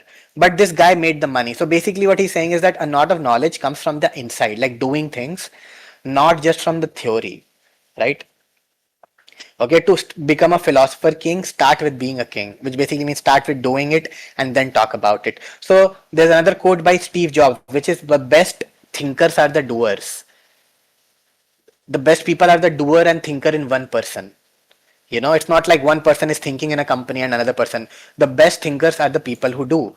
So whenever you think about knowledge in this way, what can I actually apply right now at my level, which I'm capable of? It's not too much willpower for me. It's not in the future. That is when you will get the most knowledge which is useful to you back. Because once you start taking action, you learn stuff, right? And that will be the most useful information, which will lead to more relevant desires. Okay. So now here's the second part of it, which is once you have knowledge, right? For example, one knowledge is we are made from stardust. If you guys, you might know this probably, but what happens is that when Big Bang happened, then these cosmic clouds formed. Those clouds condensed into stars, and those stars exploded. and then again the cycle repeated. But some of those explosions, because when stars form, they undergo fusion, and initially there was just hydrogen, and right, and then helium formed, and it's in the stars where all the other elements form. So every single element that you know of the periodic table was made inside the fusion thingy of a star, right? Which sentence, Dhanush? The knowledge and the thinkers are the best with it. Unmute, bro. Ganesh, Yeah, that one before you like switch the slide. Before you, before I think it was a completing the one you completed with. What was it regarding? Remind me a little. the Give me one knowledge. word. Uh, Anyway, let it be. Let it be.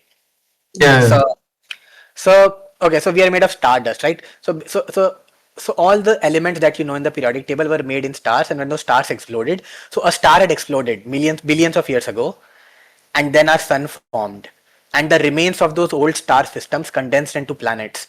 So every element on Earth that you have, which we are made up of, those same atoms were some old star that died billions of years ago. So we are all made of stardust. Does that make sense? Right? So when you know this, you will be like, yes, this is relevant to me, and I want to think about this because maybe it will help my spiritual phase of life or whatever. But some people look at this and they have a different conclusion. They're like, life has no point. We are all come from dust. We'll go. Let me just live selfishly, or just live a life of pleasure. Fuck it. Like nothing has any meaning. Nothing means nothing, right? And some people will be like, wow, everything is one, and one is everything in the universe. Like the same oxygen that I'm breathing was once breathed by dinosaurs and my ancestors, you know. And I've been given this small time window on Earth, and I want to make the most of it and create memories and help people, right? So this same knowledge of that we are made of stardust can be leading you to different conclusions, right? So for example, that YouTube thing, that JE channel, you can be like, oh, this, I have only a few months left, and there are like 3 million subscribers on this YouTube channel. How will I ever compete? Physics is already my weakest subject. Oh fuck, it's too late now. So that YouTube channel can demoralize them, or they can be like, oh, I gain confidence. This is my weakest topic. Now I have a place to fix my weakest topics. Does it make sense? Okay. Hi, Dark. Okay. So the goal here is, let me go back now. How do you know? How do you know that if you are coming to the right conclusion or the wrong conclusion? How? To think of it like the devil versus the angel on your shoulder. And this is a very good analogy for it. Okay, so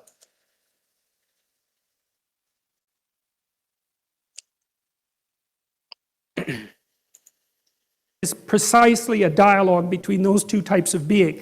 And the optimistic part of the story is that being requires limitation and suffering. There's no escape from that. But there are modes of being that allow that to be perhaps even more than tolerable. Perhaps. What he's saying is that he's talking about some story, and he's saying the lesson of the story is that yes, life is suffering, but there are some ways of living a life that make life not just tolerable, but enjoyable. Modes of being that allow that to be good. Good life. It's a straight and narrow road. It's a very difficult road to tread. So I think, well, that's possible. You know, I'm not an optimist by nature, but that's one of the things that I've conceptualized and read about that I actually find plausible, because it's certainly the case, everyone knows this, that there are ways that you can act that make things worse. Everyone knows that. And so if that's the case, there has to be the opposite, right? There has to be ways that you could act that make things better, and obviously you can act in ways that make things really way worse.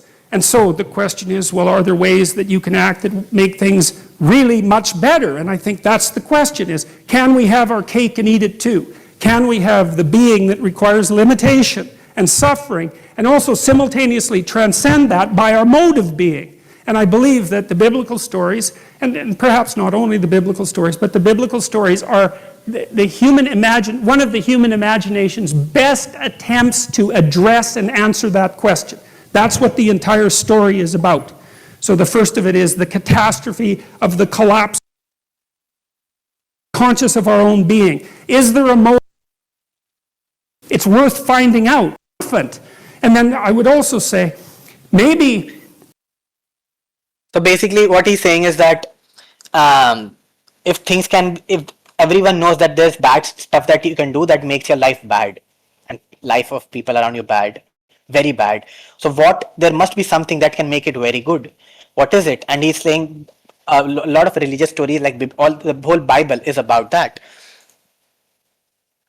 It's worth finding out, you know. That's the other thing that's so interesting, because you've got this short time on earth and there's lots of things that are very, very difficult to contend with, and you have the problem of tolerating yourself even in all your insufficiency. And one of the things that seems to me to be the case is that if you adopt a sufficiently profound mode of being, if you attempt to do that, then the mere act of lifting up that weight is enough to justify the fact that you're insufficient and mortal and bound by tragedy. So what he's saying is that if someone even lives a life in which they are attempting to make the suffering worth it, to have some higher goal, to make use of their time on earth, they just every day when they wake up, they think of it, how can I use my life well? They might not be able to do it, but if they just think about it, just lifting that burden itself justifies all the suffering that you have. And I believe that, and I believe people believe that, because if you watch how people act, they look for people they admire. And they do admire people, right?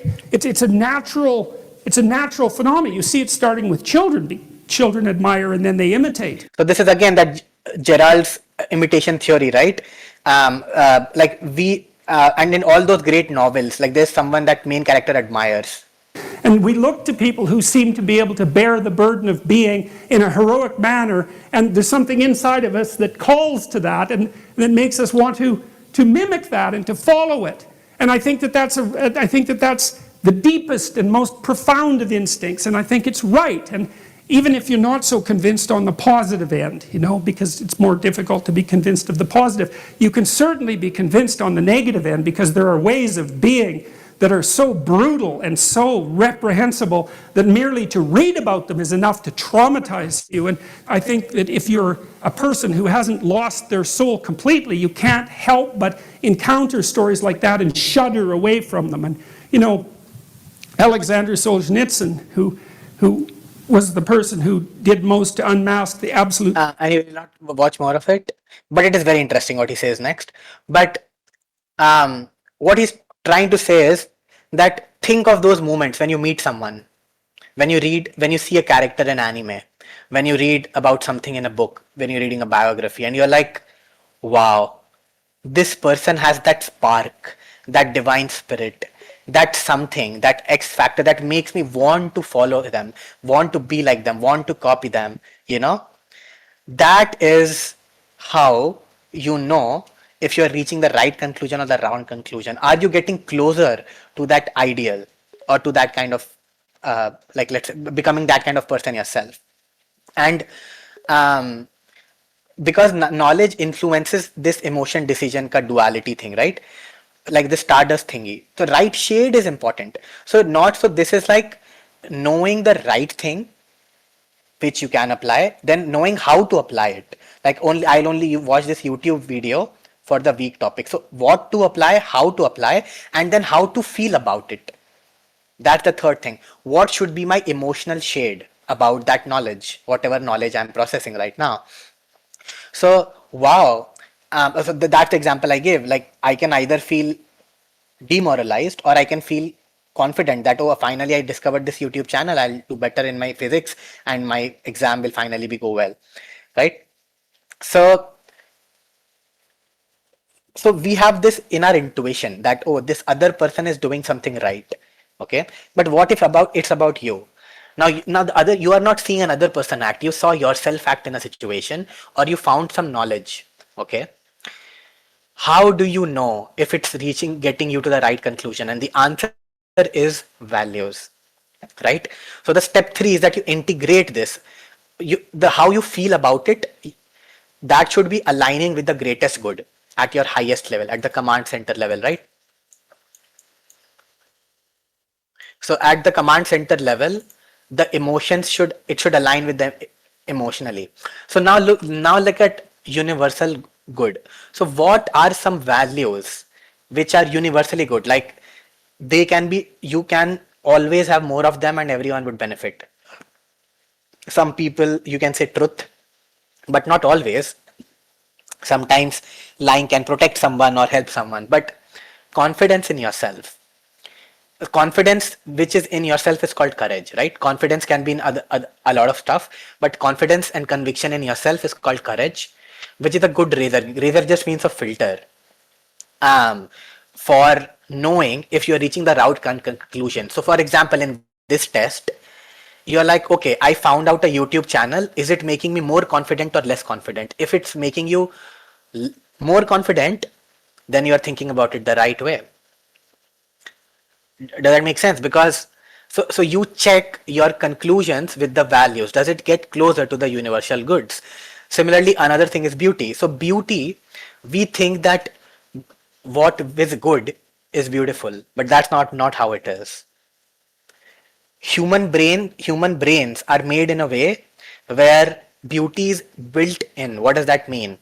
If someone looks beautiful, they have a kind face, a healthy face, you know, and they are happy on the inside, then children, 3-year-old children, 4-year-old children from every continent on earth will find that person beautiful if they have certain ratios and look healthy and stuff, because no one teaches an kid in Africa that they're beautiful. Everyone finds the same people beautiful. How is it? How can everyone find the same people beautiful without being taught about it, right? Maybe once you grow up, you can be like, oh, culture influenced me, but not when you're a child. So basically, beauty is a human shortcut. Everything that you find beautiful is by default good. It can be art, it can be people, it can be places, right? So I heard Africa like 5 times. So the more you have beauty, the more good it is in general. So confidence, beauty, no question. The more of them you have, it's good. So these are values. So if anything gets you closer to beauty, right? If any knowledge gets you closer to beauty or its interpretation makes you closer to beauty, then yes, you are reaching the right conclusion. Then joy. So let me give you an example of what joy looks like, okay? Kids are very good examples of joy. This is Hindi, but you can just get the vibe from it. So this guy is her uncle, by the way, okay? मैं रात को नहाती हूँ। बेटा बच्चे सुबह नहाते हैं school जाने से पहले। मैं तो नहाती, मैं तो रात को नहा के सुबह मुझे नहाना नहीं होता। मुझे ना पूरे 24 घंटे लग जाते हैं नहाने में। नहाने में क्या टाइम लगता है? साबुन लगाया, 2 मग पानी डाला, बात खत्म। मामू तू नहाता होगा साबुन से, मैं तो बॉडी केयर से नहाती हूँ। अब तेरा बॉडी केयर है। देख मामू, मैंने शैम्पू किया आज। बाल तो अच्छे लग रहे हैं बेटा तेरे। I hate to admit. मामू, मैंने ये शैम्पू यूज किया। Flicks Kids Happy Hair अरंगन ऑयल। अरंगन ऑयल नहीं बेटा, आर्गन ऑयल। ये देख मामू कितने स्मूथ और सॉफ्ट है मेरे। Right, so you can't help but smile when you look at it, right? So that's what joy is. Like children bring joy. There's a lot of other stuff also that can bring joy to your life. People can also, like adults can also bring joy. So that is also universal good. So any knowledge or its emotional interpretation, any conclusion that you reach brings more joy, it's good, right? So basically, like let's say you find a piece of knowledge and you're like, oh, where should I fit it? You're like, oh, I'll fit it here. But how should I interpret it emotionally? So the question is, check, is it leading me to the good, to these values, or leading me away from these values? Whichever conclusion leads you towards these values is the right way to feel about that knowledge. Okay, that's what we are doing right now, just so you know. Okay, so another one is optimism, because the thing about optimism or living with hope is that imagine that you get cancer and you can die in 4 years. but it is still better to live hopefully that some treatment or something will come in 4 years and you will get saved. It's just, even if you are wrong, it's better to live positively, right? You imagine that, oh, global warming and AI will end the world in 15 years. But is it better to live in fear or to live in optimism? Know that things will work out and it will actually be a great future. So optimism and hope is always a universal good. Then love. Like if evil in the world shows how bad people can be, how bad the world can be, love shows how good people can be and how much the world has to offer. Right? Then there's truth or understanding. I'll move a little faster now. So it soothes the soul. Because when you really understand some deeper truth about yourself or about the world, like what are the stars, when people first discovered what the stars are actually, that they are just suns that are far away, then you get some deeper satisfaction in understanding the universe. It soothes your soul. So that is also universal good. And then there's like curiosity or the adventure spirit, right? So if you have curiosity, like, oh, um, is there a better way to do this? Is there something else I can do with my life? Whatever, and like spirit of adventure. The whole human history is just a story of spirit of adventure, right? All discoveries, all inventions, they were this. So, but this is how you find new avenues for beauty and truth. You find a new book because you're curious. You find a new genre of music, so you might find more beauty. Right? You're curious about this new person you saw on the street. So you go and talk to them, they bring you joy. So curiosity opens more avenues for all of these. So basically, these values are how you decide how to emotionally feel, how to integrate emotionally whatever you learn. Okay, so I know it might have been too much, but basically what we were looking at is, ignore that slide. So what we are looking at is that knowledge creates desires and desires create suffering. So we should limit our knowledge to the relevant stuff, which is what is it applicable, then exactly how is it applicable, limiting that, and then how to feel about it, which is this integration. Okay, so if you do that, then knowledge cannot become poison and can become power. Does that make sense till now? So that's when knowledge is power. Otherwise, all knowledge is poison because it can lead to desire and that can lead to suffering. Okay, makes sense? Any questions till now? No, it makes sense. Okay. Cool. So now let's go to the 3 roles and the 3 levels. So we saw that we have these 3 roles. So the first one being the producer, who sits here at the command center. Okay. So what do they do? They are the strategist. I gave the example of strategy versus tactics. They are the strategist. They are the investor. They bring the resources. They are like, okay, I have only this much time, this much money. This is the goal that I'll follow. What to do in life. So they are the main decision maker. They have the pump of drive, right? They create the drive. They have the D basically, and they pump it. No puns intended. And then what are the monsters? What are the monsters? Like what are the enemies of the producer? Right?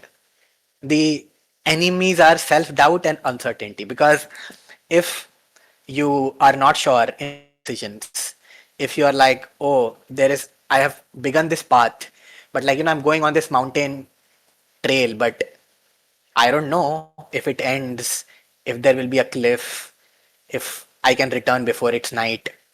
Wherever there is high uncertainty or you have self-doubt, then this is the monster generally that the producer has to face.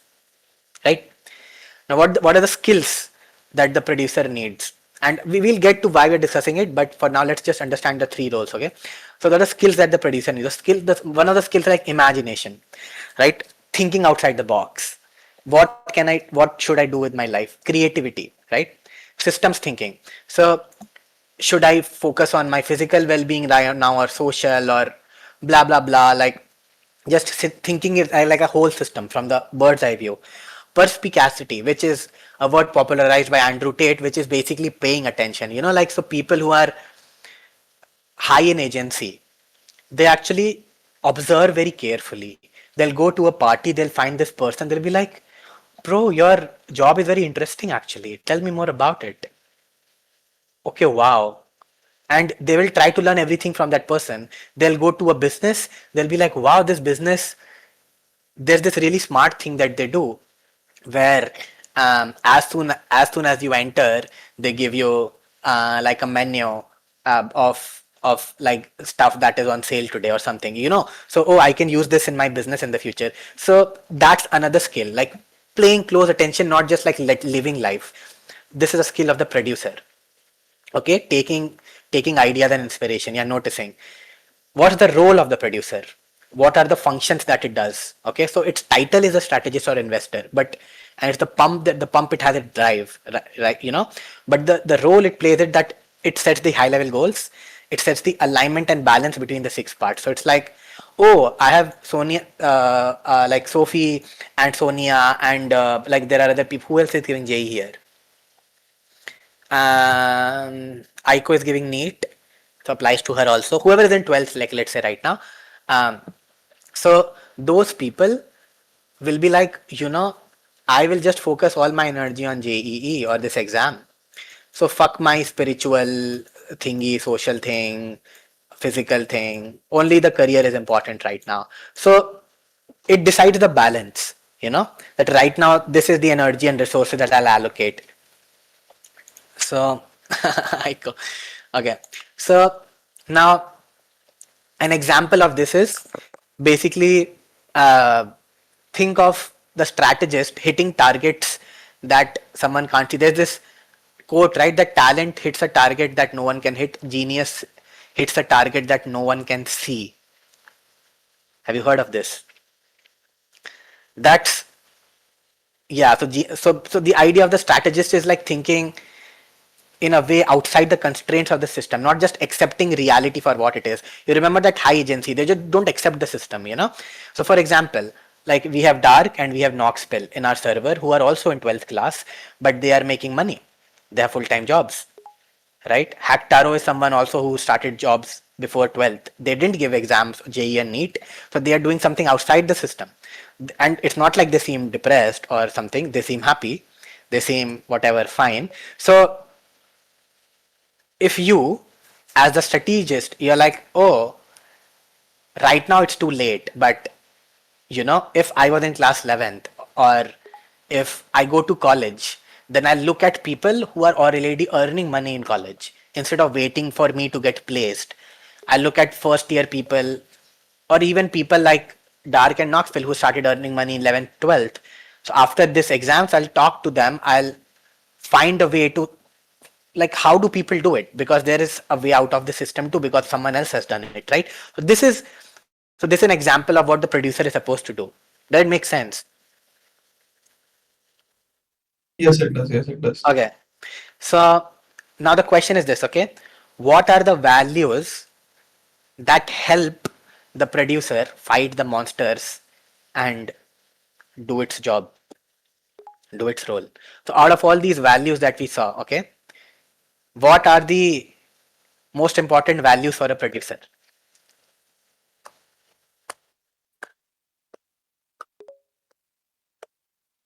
Okay. Yes, because if there is uncertainty, right, but you're an optimistic person, then you will be like, fuck it. Most entrepreneurs are like that. They're hopelessly optimistic. What else? What other values align with the role of the producer? Again, curiosity, that creativity, Yes. imagination. Yes. So spirit of adventure. Like, how can I, like, there must be something here that they're doing. Someone else has gotten out of the system. I can also get out of the system. Or even if no one has found this way, I'll find my own way, some new way. So that adventure spirit, and you need courage also. Like, because okay, you have uncertainty, so you can have optimism. But if you're not optimistic, you can have courage. You're like, I'm scared as shit, but I'll still do it because I believe in myself. I can handle, I'm not gonna die or whatever. So confidence, optimism, and curiosity are like the values that are there. Now let's watch a small thing related to this.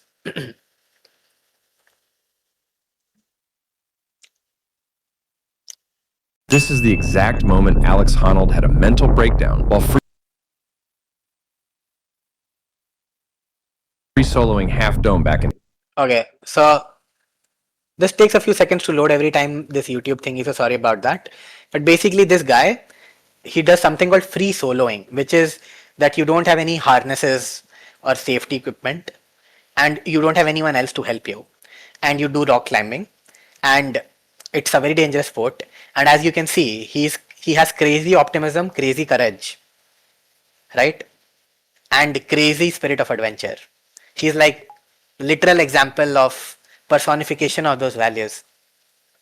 So he's talking about this time where he went through an incident. The exact moment Alex Honnold had a mental breakdown while free soloing Half Dome back in 2011. When I'm soloing, I normally have almost like a mental armor. You could say I'm in the zone. I have something that's, let's say, protecting my head from thinking too much. And for whatever reason on Half Dome, I ran out of whatever armor I had.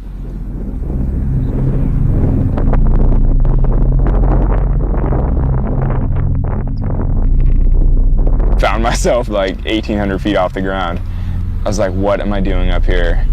Why am I doing that? You know, just all the questions all of a sudden entered my mind. I think doubt is probably the biggest danger in soloing. Because basically as soon as you start to hesitate, then you're screwed. Just a sec, I'm freaking out actually. This is the exact moment Alex Honnold had a mental.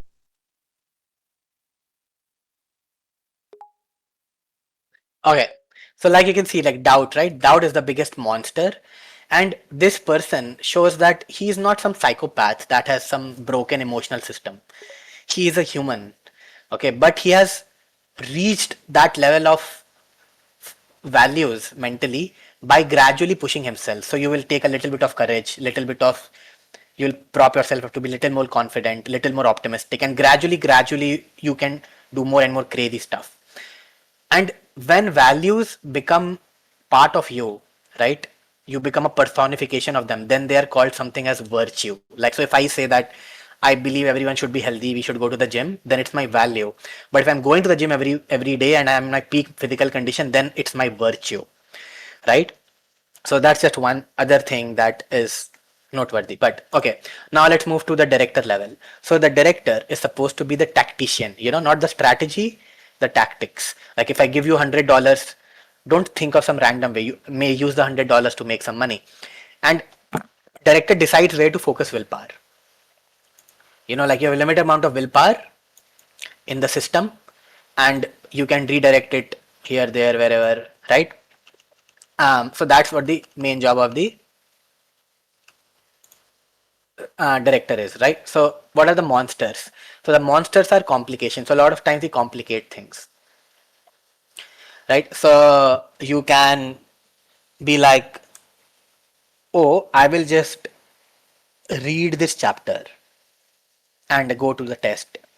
Or you will be like, you know, I'll read the previous year question paper, then I'll see what's the most important part of the chapter. Then I'll do a SWOT analysis of what is my strength and my weakness. You know, it sounds silly, but we do this kind of thing a lot. So it's like when you complicate something. And this another thing is the lady in the red dress, which is basically the shiny object syndrome. So a lot of times when you decide on a tactic, right? So that example of that, which business to start. So like you're like, oh, I want to earn money. So you're like, oh, you know what?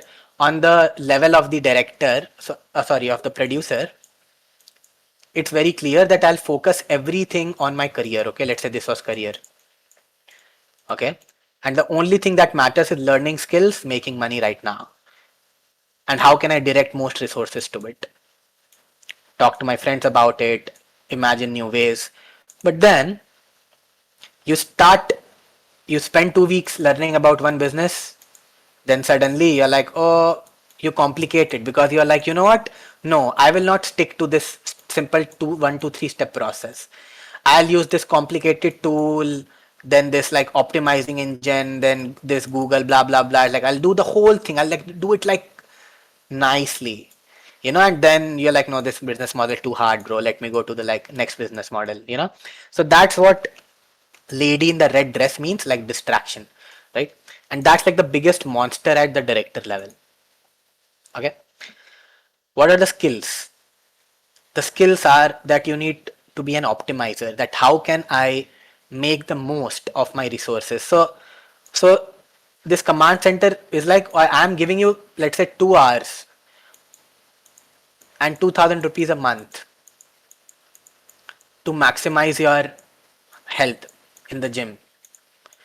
So it's your job to then find YouTube videos, see which training routine fits you best, blah, blah, blah, what time you should go in the gym when least people are there, all that stuff. Like, it's called optimization. It's an important skill in life in general. That's a skill that the director, you have the director level. Then another skill is just getting skills, so learning, the skill of learning things, because mostly you can either, like, so for example, if I tell you that, um, write a song, okay, so you can either try to write a song using your focus, like you're not skilled at it, you just like try to like write it randomly, or you will learn the basics of songwriting first and then writing. It's like sharpening the axe before cutting the tree. Does that make sense? So that's what skill is basically you can do the same stuff but with way less time and effort. So sharpening the axe, so that's learning how different skills work and how to acquire them is also a skill. Then resilience is like not giving up, not getting distracted. And resourcefulness, it's like, okay bro, you just gave me 2 hours a day and 2000 rupees, but you know what I'll do, I'll use this 2 hours to talk to my friend who is fucking amazing at all this, and I'll go with him to the gym. So during the gym time also he can help me, right? So from he from outside the system, he tried to break the constraints. Like the constraints were set, right? But you're trying to make of the resources. So you remember that, oh wait, yes, it's in my physical part, but in my social part, I have this friend who can help me. So you bring the friend inside and you connect it, right? Does that make sense? It's called resourcefulness. Okay, so these are the skills. Now, what's the role? What are the main functions of the director? The function is that organizing it within a group and planning it game by game. So within, like, let's say this physical wala thing, you will be like, oh, I need to optimize my diet, my sleep, my gym time, the knowledge I have about the gym, blah, blah, blah, blah, blah, blah, blah. And what's the point of watching like 20 YouTube videos, right? And then going, you should watch like one which you want to watch today, and then next week once you know and you've practiced it enough, you watch the next part which you saw in the knowledge stuff. But yeah, but the point is like, how do you organize and distribute your willpower, right? Allocate the willpower, that's the main thing. So like, yeah, so I'll spend most of my willpower in the first week just going to the gym. Fuck everything else. I'll not try to optimize it too much or complicate it. My first week of willpower will just be putting on my socks, taking my shoes, this, that, and just going to the gym. Even if I go and watch YouTube there, I don't fucking care. Right? And that's you organizing stuff and your willpower, because you know that's the most risky step. Right? And then you plan things out. That first week I'll focus on this, second week on this. So that's the role, how to focus your willpower and allocate the resources. So for example, if earning money was your goal, then what you would do is you would be like, okay, so in the in the producer level, I found this, I found a career path which is different from JEE NEET. Like I go to college, like let's say, and now I don't want to wait for 4 years and wait for placements. I want to earn money from right now, and hopefully I'll be earning so much money by the time I'm fourth year in college that I don't need to sit for placements. Okay, so that's the role of this producer. But what the director level you can do is, you will find someone online. You will look at LinkedIn, Twitter, whatever.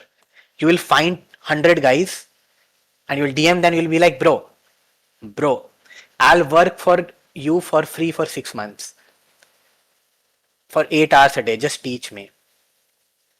Right? So what you're doing is you are deciding that your willpower, your goal is set by the producer. Your goal is to find an alternate career path. But how to do it, how to allocate your willpower and resources and your time, this is the role of the director. So finding those people, right? And then thinking of this idea that, okay, I'll work for free. Now you'll teach me, right? And what are the values that are necessary at the director level? Again, I'll go to the values page. What are the values for the director out of these?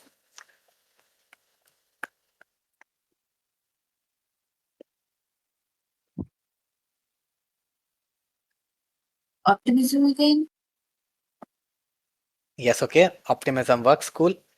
I mean, it works lesser because at this stage, Yeah.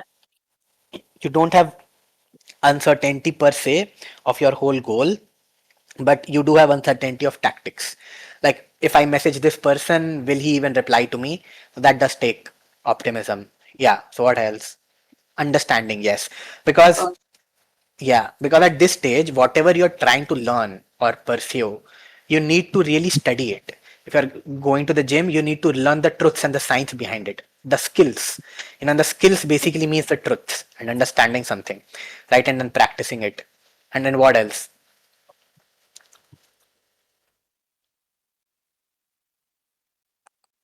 Love also because you put hope in others, right? That they can be good. Maybe a little bit. Okay. So love can be in a person, love can be in also a goal.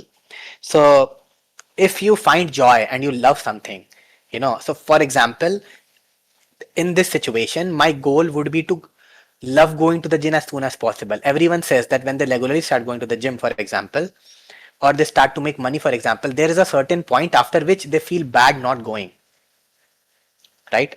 They fall in love with it. They really enjoy it. So,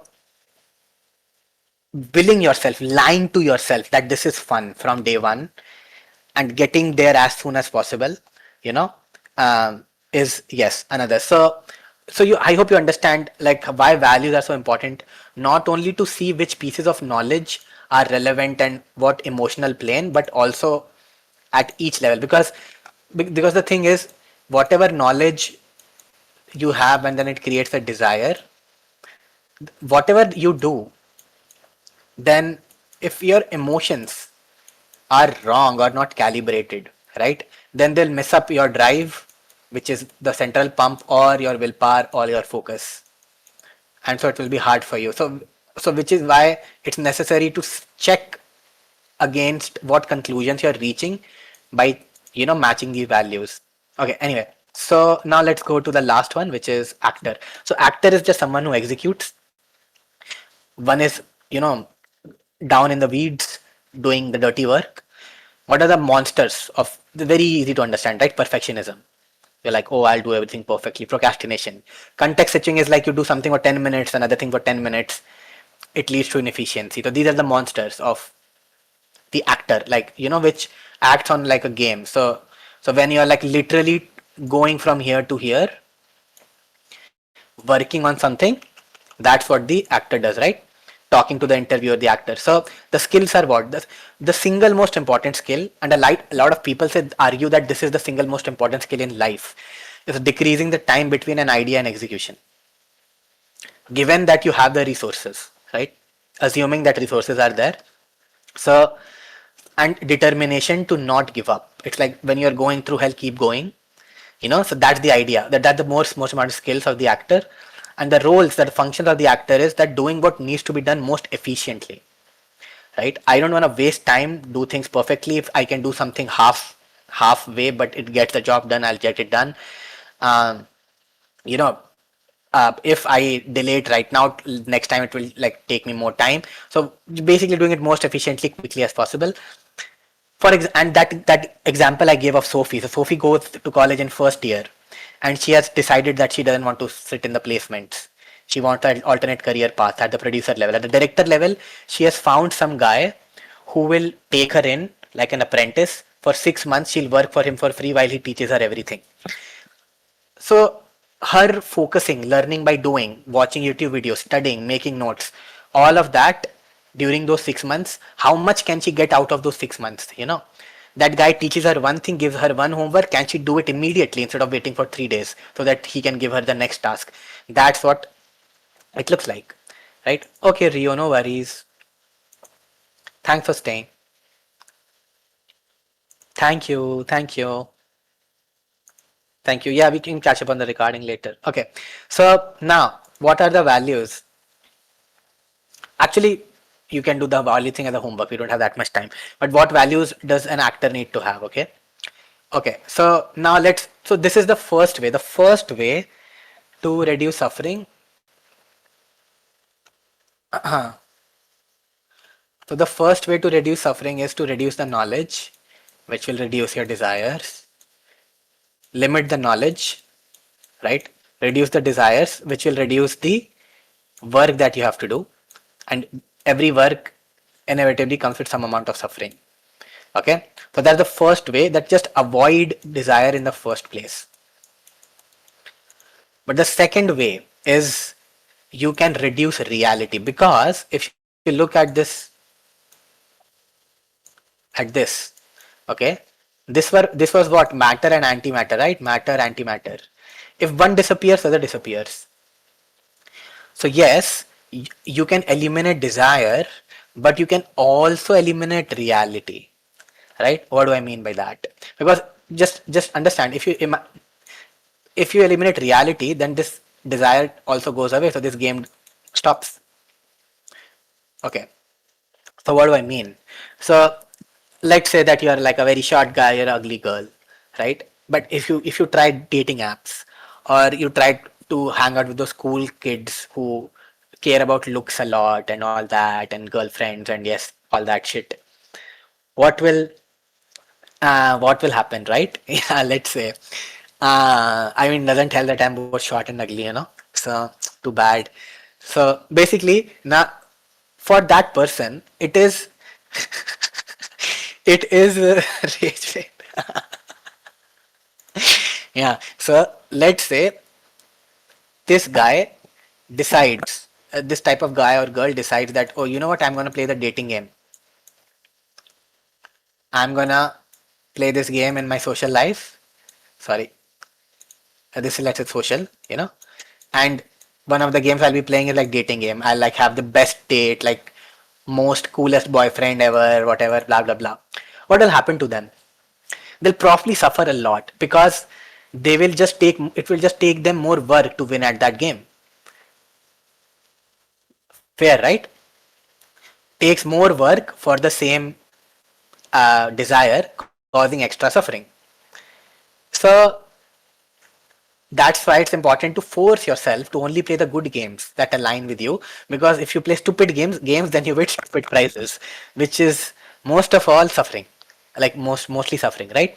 So what do I mean by forcing yourself to play good games? So what you can be like, oh, you know what, I like reading, so I'm gonna join the reading club, I'm gonna go meet people in my city who read a lot, I'm gonna join Discord online reading server and poetry server or something, let's say, or whatever, and there people don't care about your height or your looks, and you can actually learn a lot, make like-minded friends, and just it will be much more easier for you, right? Yeah, choose your battles wisely. Yeah, or in this case, actually reduce your battles, because you are actually not just either going to the poetry events,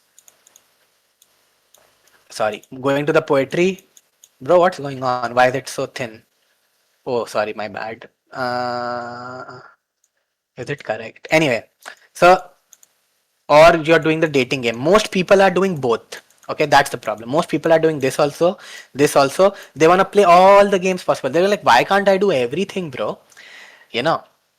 So the thing is that you have to reduce your reality.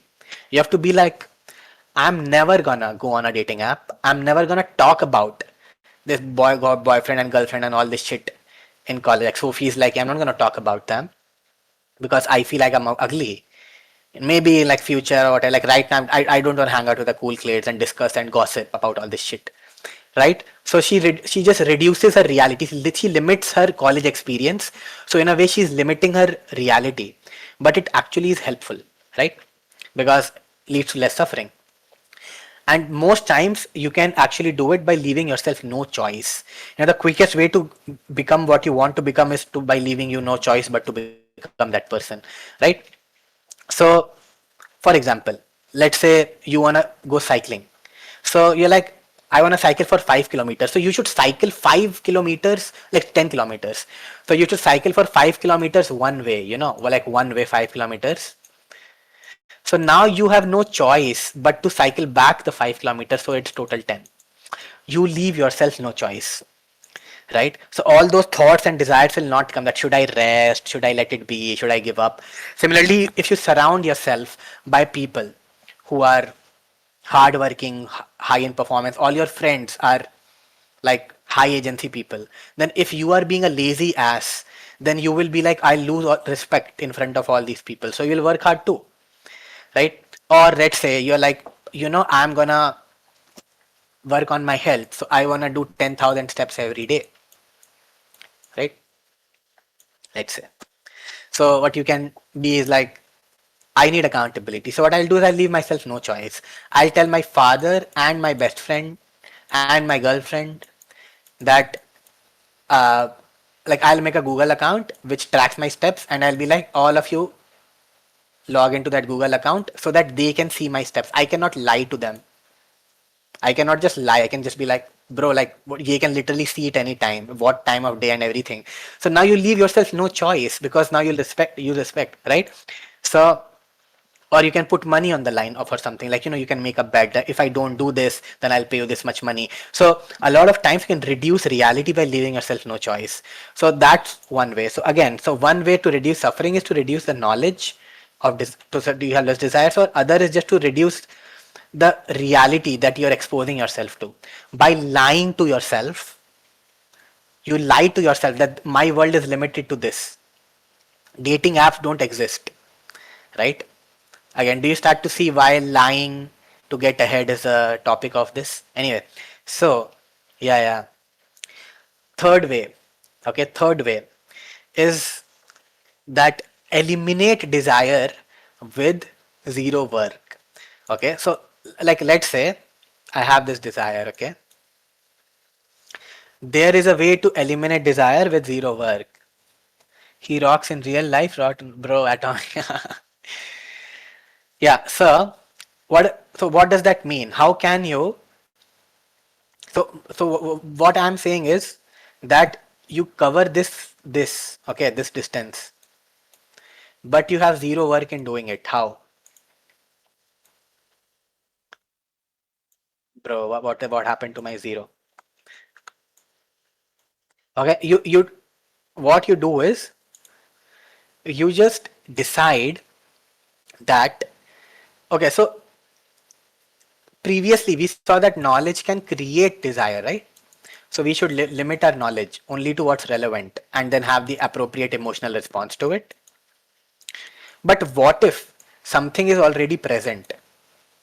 We already considered it relevant and it's already present, and we cannot avoid it because we already have the knowledge of it. We have already processed it emotionally. Now how do we eliminate it? But now we realize actually it was irrelevant, actually it was stupid, right? So we just decide that it was stupid, right? No, that is a stupid desire. Or a related idea is grieving, right? So so all these work in the same way. How do you eliminate desire with zero work? One is decide it was stupid. Second is grieving. So let's say you spent all your life just studying and working hard, and then you married, and then you're like, you know what, I never really got to date different kind of people. Like I really love my partner or whatever, but I should have had a little more experience, let's say. So you have no choice now. If you keep that desire of experimenting, of having new tastes, then you might end up cheating, right? So you have to kill that desire.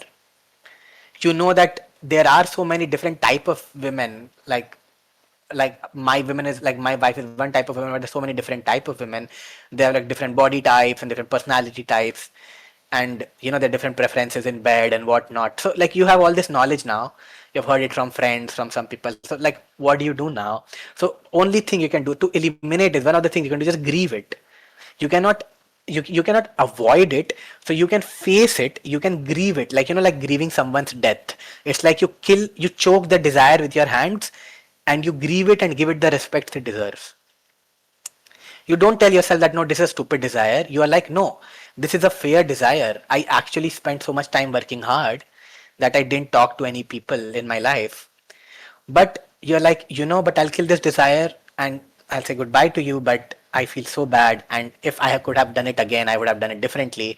And you think about it and you write about it, you write some poems about it, you hear songs about it, you grieve, right? That can also eliminate desire with zero work. You don't have to go and date new people apart from your wife, but it can eliminate desire. That makes sense. Okay. Another is just reliving it to someone else or art or anime. So what you can say is like, oh, you know what, I'll watch this anime in which a character meets a different type of girls, or I'll watch this art or these poems about this, or I have this one friend who is like a Casanova, and he like dates a new girl every month, and through his stories I live that life instead of living it directly, and I like, like satisfy that desire. Does that make sense? Okay. Then another one is like, oh, I'll teach it or help. So whoever are like, let's say my younger cousins or people I know in my college, in my like, let's say office who are younger to me, I'll tell them, bro, don't waste your life like this. Okay. You still have few years. Don't just keep working hard. Learn this lesson from me. And when you see that person learning this lesson, it gives some meaning to your sadness, to your suffering. Because you're like, oh, I learned this lesson, I taught it to someone. That's another way of eliminating this desire with zero work, because you give it to meaning by teaching it to someone else. Right?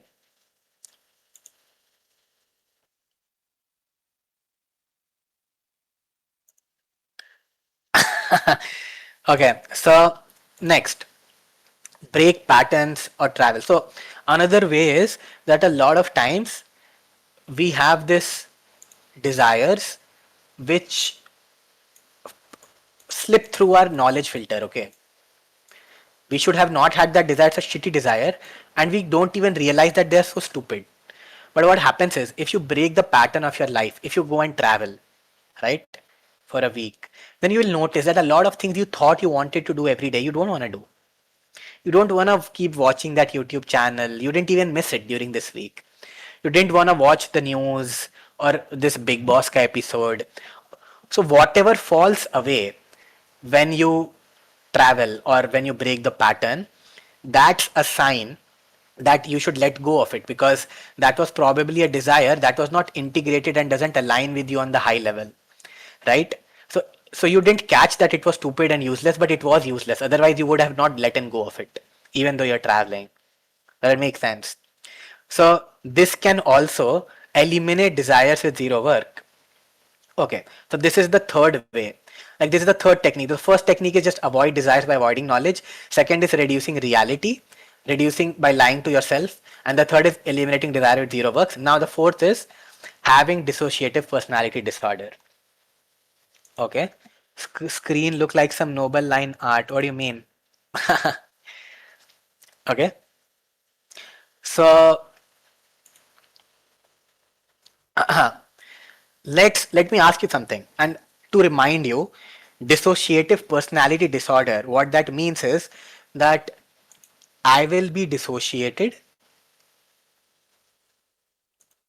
which means I'll not live in my base reality. I'll ignore all my physical needs, my career, spiritual, whatever. Like, I'll ignore everything real and I'll lie to myself and live in like some alternate reality. Okay, but imagine that Sophie person. Sophie, right? She's giving JEE and she wants a healthy body. She's getting fatter because she sits on her ass all day. She wants to talk to her friends because she is like, I don't want to be in a situation where I have no friends. I want to talk to a guy because I have my emotional needs to take care of. I want to, uh, also like talk to my family, spend time with my family, blah, blah, blah, blah, blah. But the person who has dissociative personality disorder, which we saw last time, and I'll explain more, is someone who decides that there is some goal, something I want to achieve, and I'm willingly letting all the other parts of my life die for it. Okay? And just leave that one game. So essentially you are still living in reality for that one particular game of, let's say in this case JEE, but for everything else right? You treat it as your life doesn't exist. So you have dissociated yourself willingly, and you have made suffering for your result the goal, right? So you're like, I want the suffering. I want as much suffering as possible, because as long as I get in there, like my scale, like the one day when I sleep, when I'm going to bed, the more I have suffered and worked hard and the more pain I had, the better I did, the closer I got to my goal. So suffering is actually my currency, which I'll wear with a badge of honor as long as I'm suffering for this goal, right? So how does it relate to this? Okay, how does it relate to this?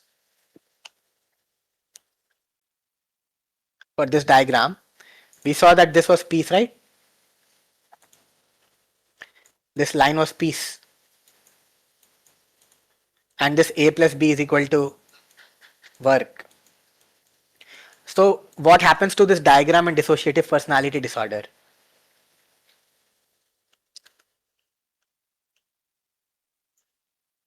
Oh, the answer is oh, can I not ungroup this shit? Oh, ungroup selection. Here you go. So the answer is you shift the line of peace, and you make this the line of peace, right? So you're like, I have this desire of giving JE, and my whole reality is aligned with it. Okay, and yes, I have to still do the work. See, the suffering is still there. This work has not decreased, okay? But I'll feel peace suffering. I'll feel peace during it. I'll not be torn internally. Because the more I suffer, the more I go on this journey, the better I feel. So there is distance. This distance has not become zero, okay? That distance zero thing was this part. Like you are eliminating desire with zero work. That's not what this is.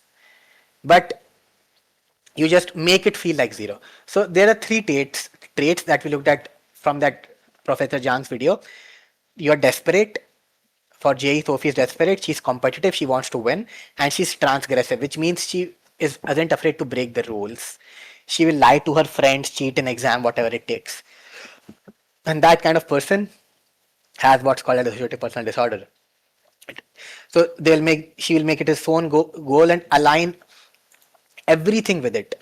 Everything in her life is aligned with it. She only makes those friends who help her with it. Her family, she only talks to them if she needs money for her tuitions or books or something. Like everything is aligned, right? And the thing is that once you do it willingly, then you learn the skill of dissociating on purpose and channeling everything into one thing. And that's when you can become super powerful. Because I understand, like, someone who wants to win an Olympic gold medal, that's what they have to do. They just have to do it. They can't also have a good social life and family life and go on vacations and also win a gold medal. Like Michael Phelps, for 16 years, he swam every day for at least 4 hours, right? He used to say that if I miss swimming one day, then it will take me 2 days to recover my skill in swimming. Michael Phelps, right? If you know him. So another example. So once you learn this skill, so let's say Sophie, once she does it for JEE and she goes to college, now she's like, you know what? Okay, Sarah. Now she's like, you know what? I am gonna apply this same dissociative skill, but in a social setting. So I wanna learn social skills. I wanna learn how to be funny, how to get people to like me, how to have friends, how to influence people.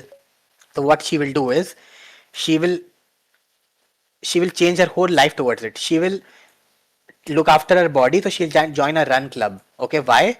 So that she can socialize there. She will talk to her family and be like, okay, what are the toxic traits of my family and how can I handle, instead of fighting and blocking them, how can I handle toxicity in my family? Her emotions She's like, I'm gonna watch all the TV shows on Netflix and stuff, which have very, like, like let's say lawyer shows or political shows, where people have to display a high level of social skills and charisma, right? So she aligns everything in her life towards that, and the same disorder that, maybe she developed mistakenly or willingly in JE can help her with anything in life, right? Okay, so that's another way to reduce suffering. Again, what is our goal? So just to remind you, just so we don't lose the bigger picture.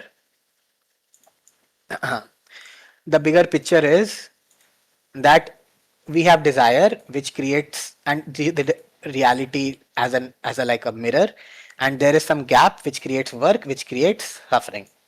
So either we have to avoid the suffering or we have to make it worth it, right? That's what we are doing right now. So now we can make the suffering worth it also. Okay, we can't avoid the suffering, but how to make the suffering worth it? So we looked at it in the part one. The Three Musketeers was exactly that, right? And how to make the suffering worth it. Okay, so what is the shortest? So if I ask you guys this question, okay, what's the shortest distance between 2 points? But it's on a piece of paper. What will you say? This is point A, this is point B, right? What is the shortest distance between those points? Generally, it's a straight line. But if you have a piece of paper, you can fold it, right? And you can make A meet B. Yeah. Right? You can fold the paper. Yes. And then there will be no distance. Similarly here, exactly that. So that's what we do when we make suffering worth it. We fold this.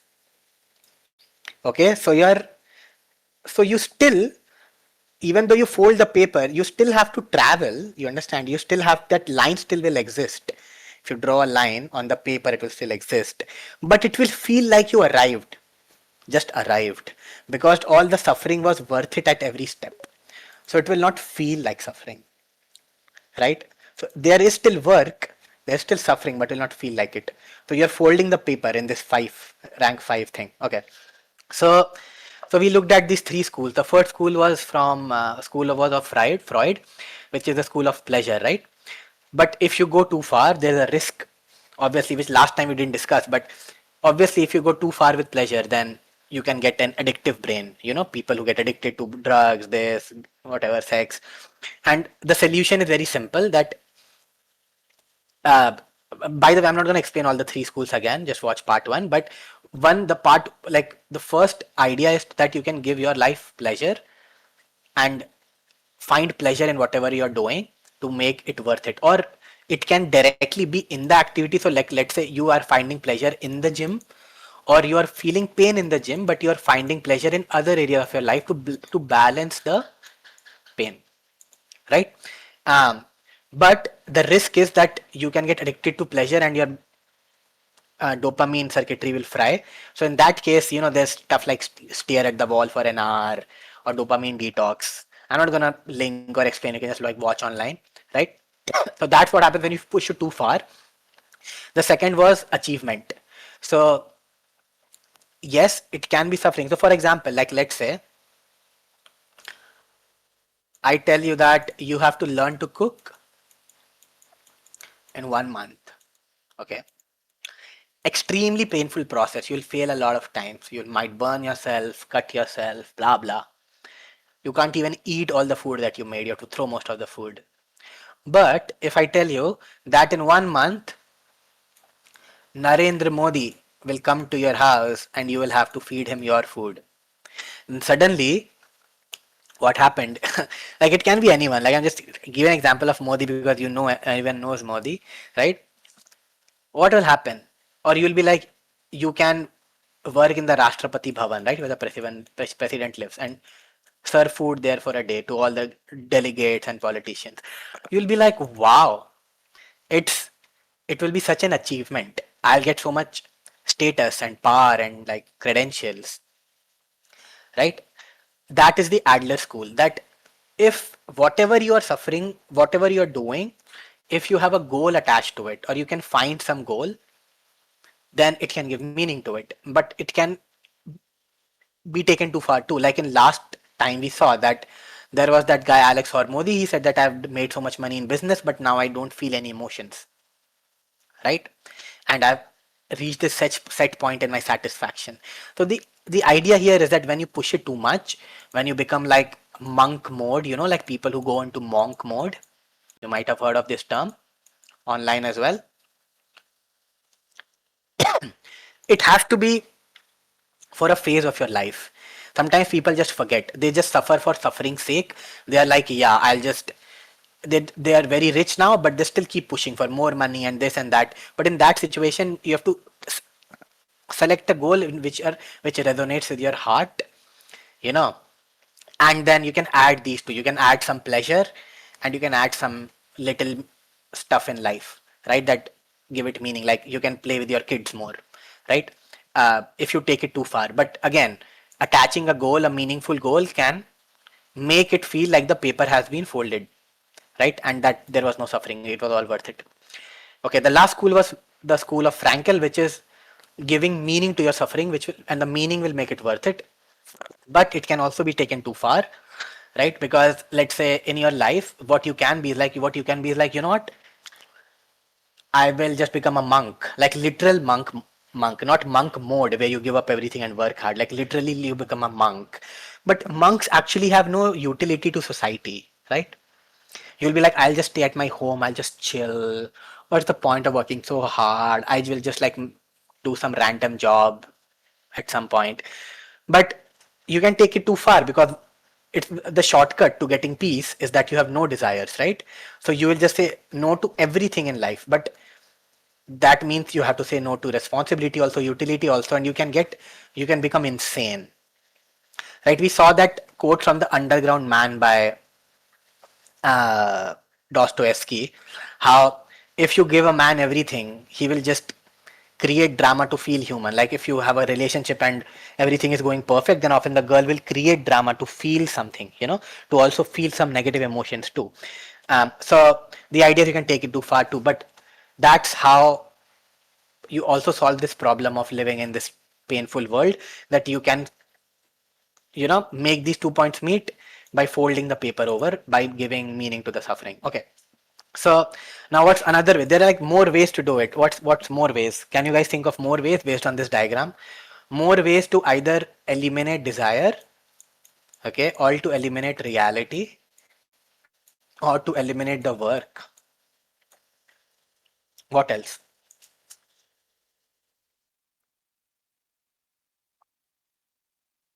There are more ways. Any ideas? Die. Okay, so create a delusional reality. Okay. I'm not quite sure Alexa, how to shut the help you fuck with up. that. So think of it this way, that your reality you have already achieved. Okay. This gap has already closed. You tell yourself that either you have already achieved this, or it's inevitable. I mean, nothing can stop you from achieving it. It's just like a matter of a little bit of time. Okay. Or that you have already achieved it. Now, usually what happens is that confidence. Where does confidence come from? Confidence comes from a stack of evidence, right? How are you confident that you can run 1 kilometer in like 7 minutes, 5 minutes? Because you have done it 10 times. And that evidence is because of your results, right? And that results are because of your skills, because you practiced running and worked on the muscles that are required, techniques on it. That takes effort. So that's usually how confidence works, right? But there is this thing called irrational self-confidence, where it has no basis, it has no evidence. But you are just like, I can't do it, I know it. You are delusional, right? But here's the thing, we are often saying I can't do it. We are irrationally doubting ourselves a lot of the time, right? Often we can do something, but we just believe we can't. So we are often irrationally doubting ourselves. So why not irrationally be self-confident to balance it out? Right? But what happens when you get irrationally like Charlie Munger has this famous quote that you'll meet some people who are irrationally self-confident and they will stock a very big game and they're so overconfident, but never underestimate them. So what his quote specifically is, never underestimate someone who overestimates themselves. Never underestimate someone who overestimates themselves, because once in a while they'll hit a home run so big that will make up for all their losses, right?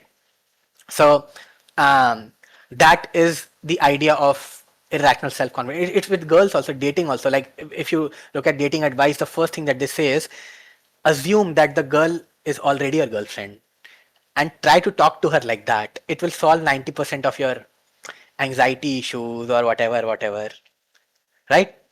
So what you're doing is you're saying that the world has bent to my will. Like reality has already occurred or it's inevitable. Now in popular culture, sometimes you see it done through vision boards, mindfulness meditation, that to focus on your goal, that this is happening in front of you, affirmations, yes, I'm strong, yes, I can do this, all that. This you can watch later. But basically it's saying like visualization techniques and your brain visualizing something. This irrational self-confidence really changes how you think about everything. It really works. It can actually make you feel like you already attained the goal, even though you have not attained it. Okay, which then lets you enjoy the process of this work instead of suffering during it. Okay, so another thing is, if you read the book called Alchemist, there's this quote in The Alchemist that when you really desire something, the whole universe conspires in helping you to achieve it. And then this was taken at Om Shanti Om also, like जब तुम किसी चीज को दुनिया like शिद्दत से चाहो तो पूरी कायनात and all that shit, right? Then there's this book called The Secret, which has this popularized this idea called law of attraction, that whatever you believe will happen. Manifestation, and then positive thinking. So all of this is the same idea. Create a delusional reality. So if you do that, then you can basically also so instead of, what will happen is you will create two versions of it, like where they will meet like this, they have not actually met, but it will feel like they have met. It's like placebo effect in your brain, right? So that also reduces suffering, which was again our goal is met. So what is the seventh one? So the seventh one is that you can swap out a desire for a better desire. What does that mean? Okay, so you can have the same thing. Okay, everything is the same, but you had like desire A. Now this path is the same. Okay, the goal is the same. The reality is, like, let's say I want to get 1000 or below rank in JEE for Sophie, right? The goal is the same. The amount of work that she has to do is the same. But instead of her motivation and desire being a good college, a good job, her family being proud of her, she tossed this out and replaced it with installed another desire. And this desire is less painful, requires less emotional work, right? Creates less suffering. If the work is the same, because understand, you can have the same work, but some paths create more suffering than other paths. It's like you go by walking or you go by a car. So yes, the distance was the same, but in one case it was way less painful and took less time to go by car. Like, felt like a breeze. So for example, Sophie says, my goal is not to do well in the exam, but use this opportunity to become the best version of myself. What does that mean?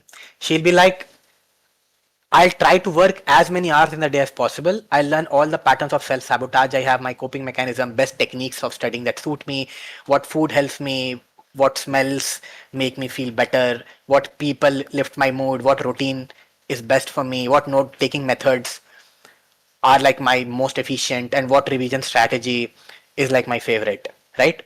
So I am not worried about JEE. Fuck that. I want to learn about myself and become my best version. And this opportunity, like it's like, running a marathon.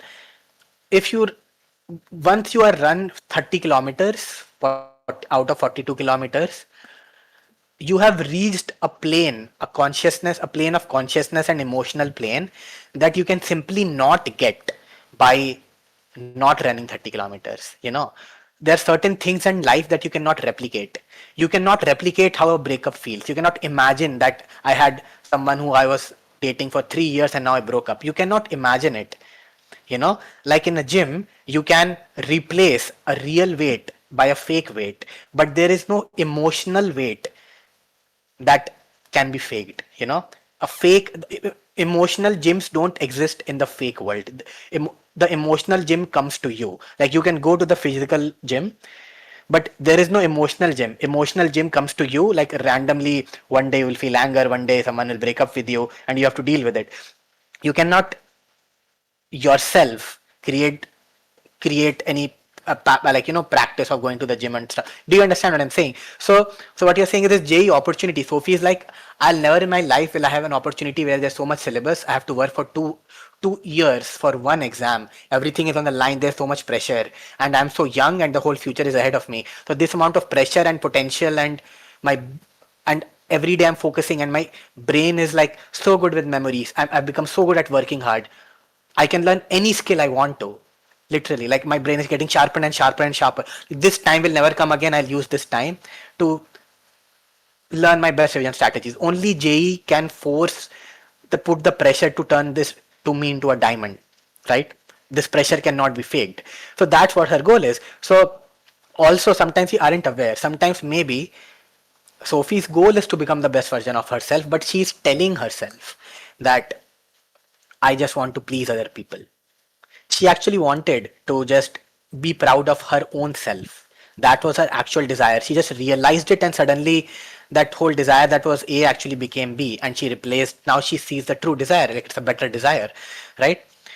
Similarly, when a lot of people, like let's say you're dating and you're like, oh, I don't want this type of girl, or I want, sorry, I want this type of girl, or I want others to like me. So instead of saying this, I want this type of girl, what a guy can do is like be the best version of himself, right? Like it's very obvious what girls want.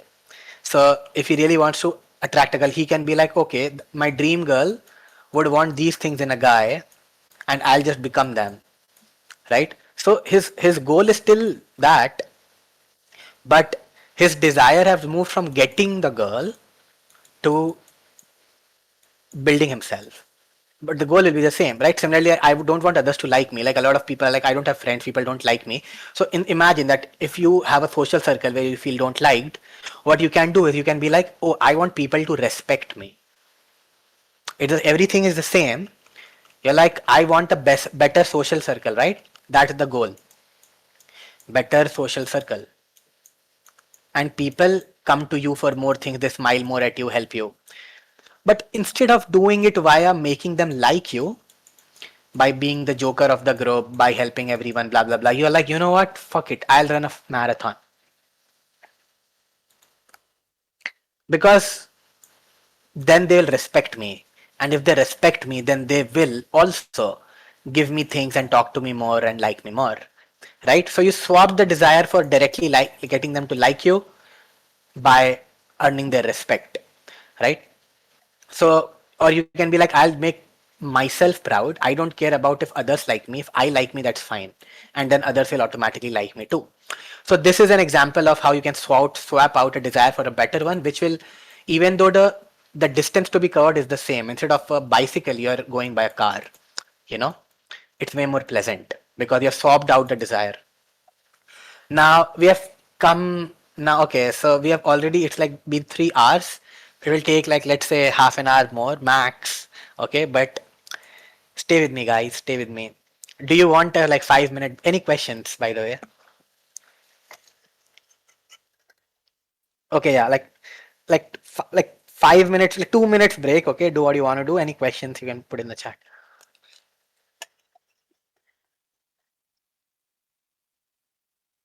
This is like the last section.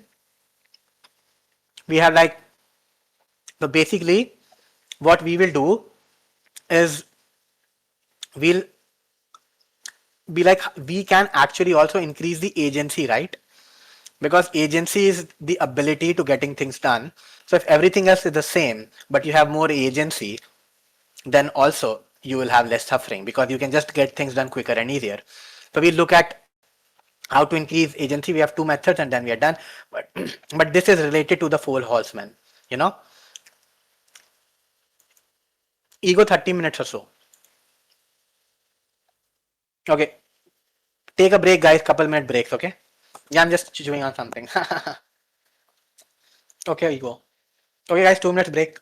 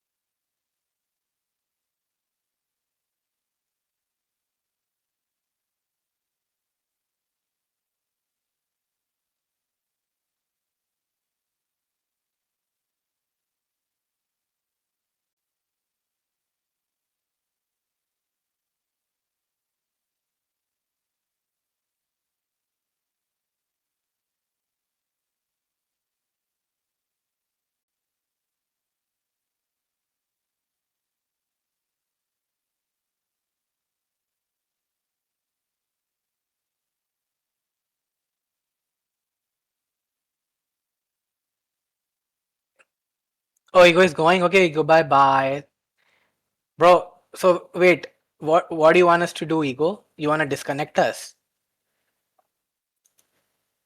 Disconnect you after like it's done. Okay, okay.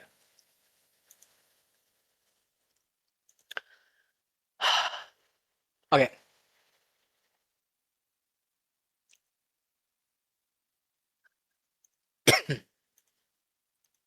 Cool, cool, cool, cool, cool. So yeah. Um.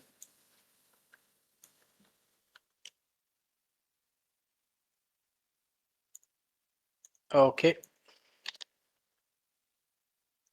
So the idea is simple that let's say you had too much suffering in the system, which had either not been worth it, or it's just so painful. Like maybe it was worth it, but it was so painful that it was overwhelming, and so it broke you, right? And it broke you in the four horsemen ways. It damaged you.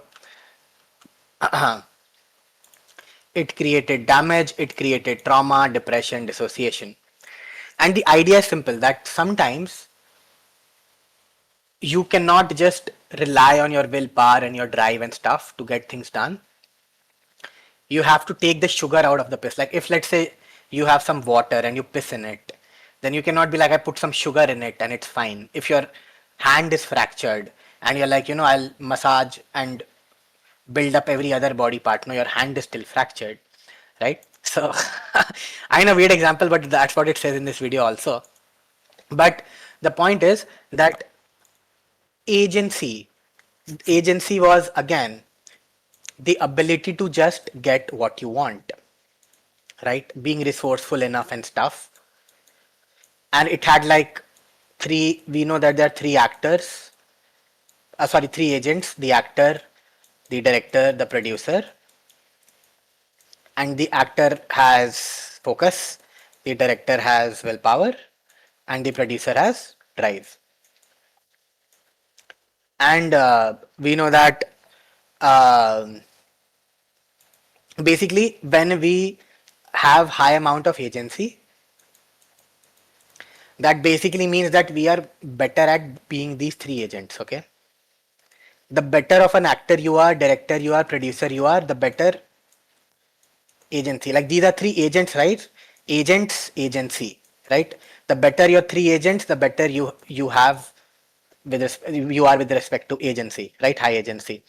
So the thing is that for an high agency person, the same task, the same result, the same goal feels more pleasurable, less suffering, because they have those skills.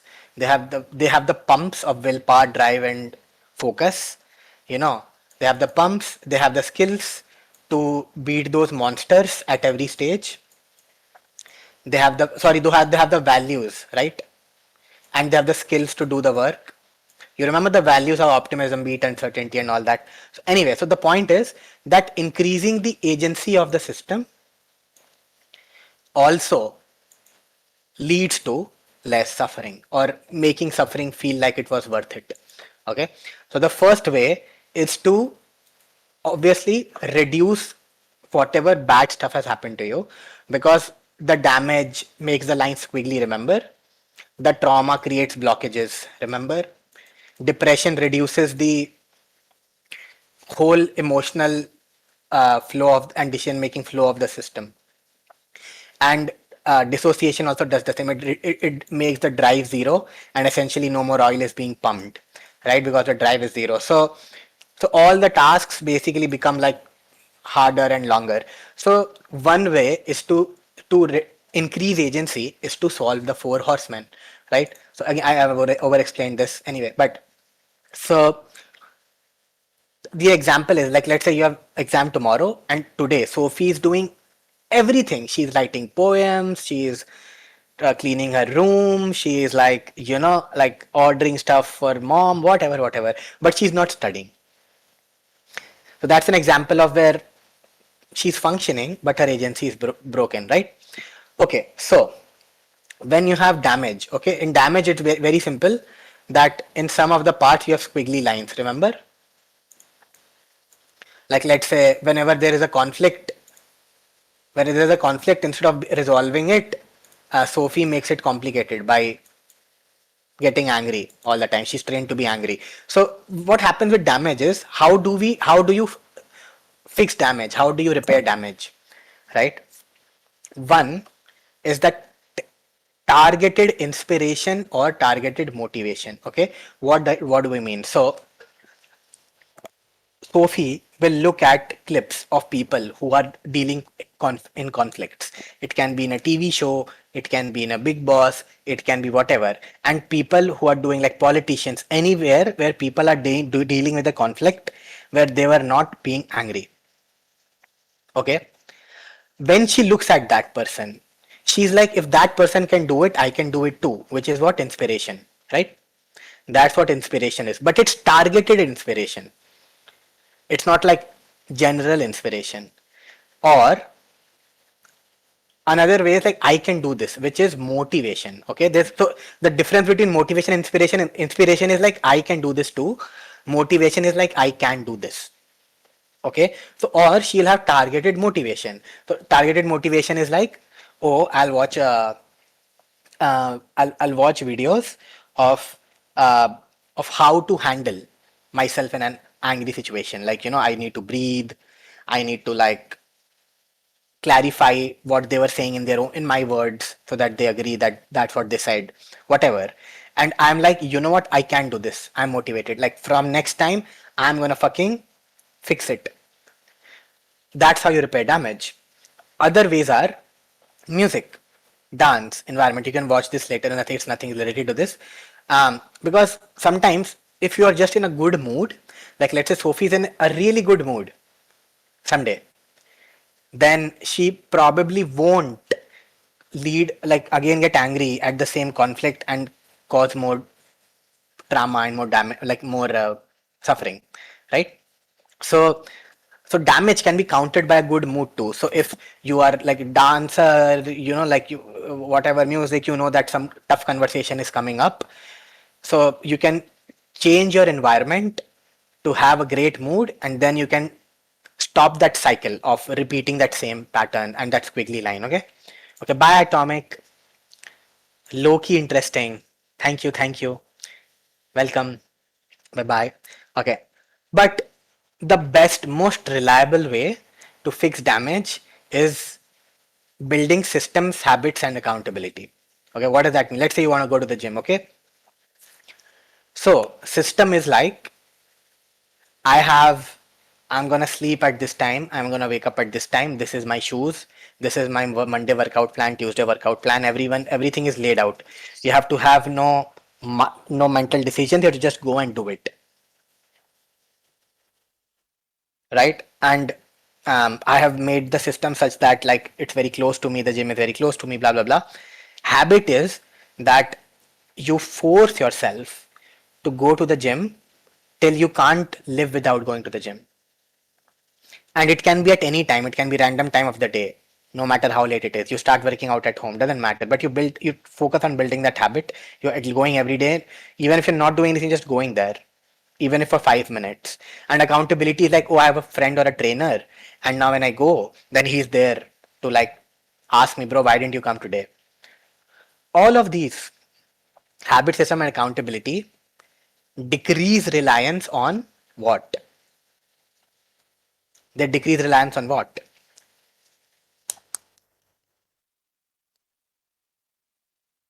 Starts with W.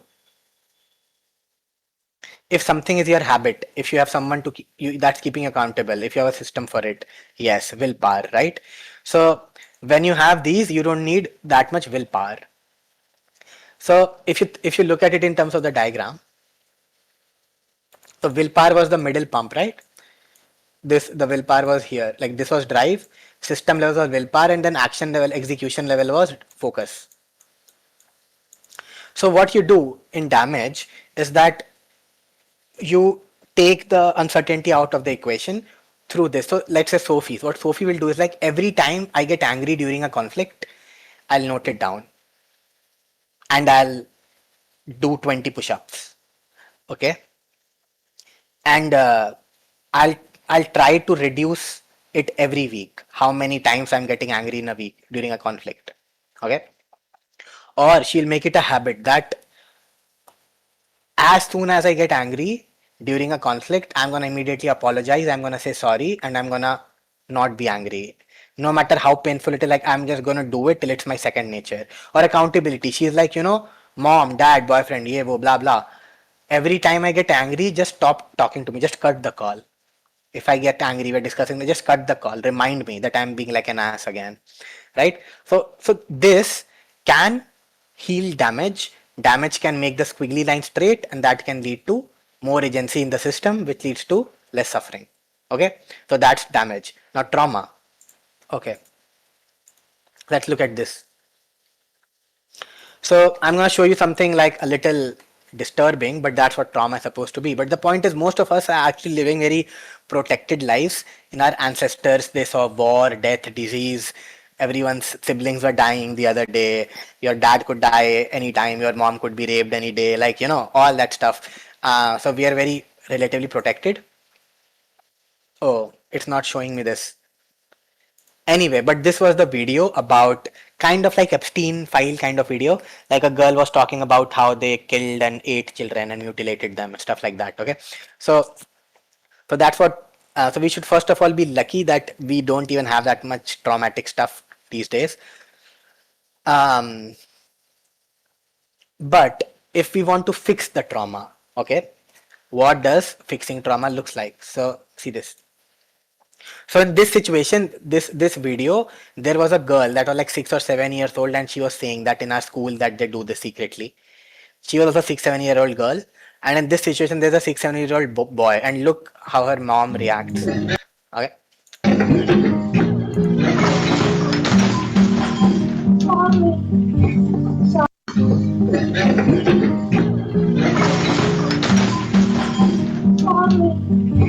Sorry, mommy. So, Ben, I'm not mad. I'm not mad. Don't get upset. It's okay.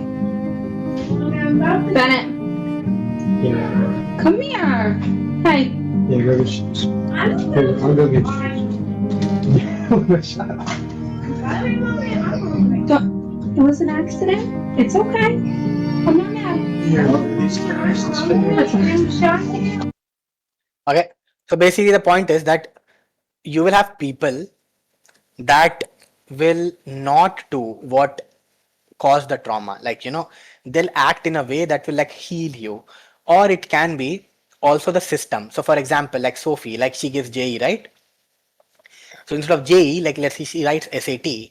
Now SAT is an exam that you can write multiple times in a year, right? It's not competitive, so you have to just get like past a certain bar. So you're not competing with other people. It's just about how good you are, and it stays valid for 3 years, right? Now JE happens on one day. If you miss that day, you have to give it again and like another year. The syllabus is so vast, and you're competing. So if Sophie suddenly decides that I don't want to do this whole JE thing, I'll just apply to foreign universities, then suddenly her trauma will start to go away. But because she interacted with another system which was not same as the JE system, because her trauma came in JE because tomorrow there is a mock test. Was the like she'll fear studying for it because even if I panic and study, I'm still gonna get 20th in my class, no hope in JE. So that traumatizes her. She fears feeling the right emotions. That was trauma, right? But if she gives SAT, like the system changes or the people deal the same situation, they deal differently with you, that heals trauma. Right now there's this video, you can watch this later. I don't want to like make you guys stay for too long, but there are two videos, both by this guy called Andrew Huberman. One is, you might have known him, he's very famous for his like neuroscience and stuff like that, but one part is him interviewing someone and one is like his own advice. So basically make it right this time. I see that play out. Okay, so what this expert basically says is that there is a pattern where people repeat a traumatic situation in their head so that they can go revisit and maybe try to change something so that the pattern breaks, but it traumatizes them more. It's like, you know, in toxic relationships and stuff. So instead of this subconscious repetition, it should be confronting it. Okay, like confronting your fear. So it's in the 11th minute.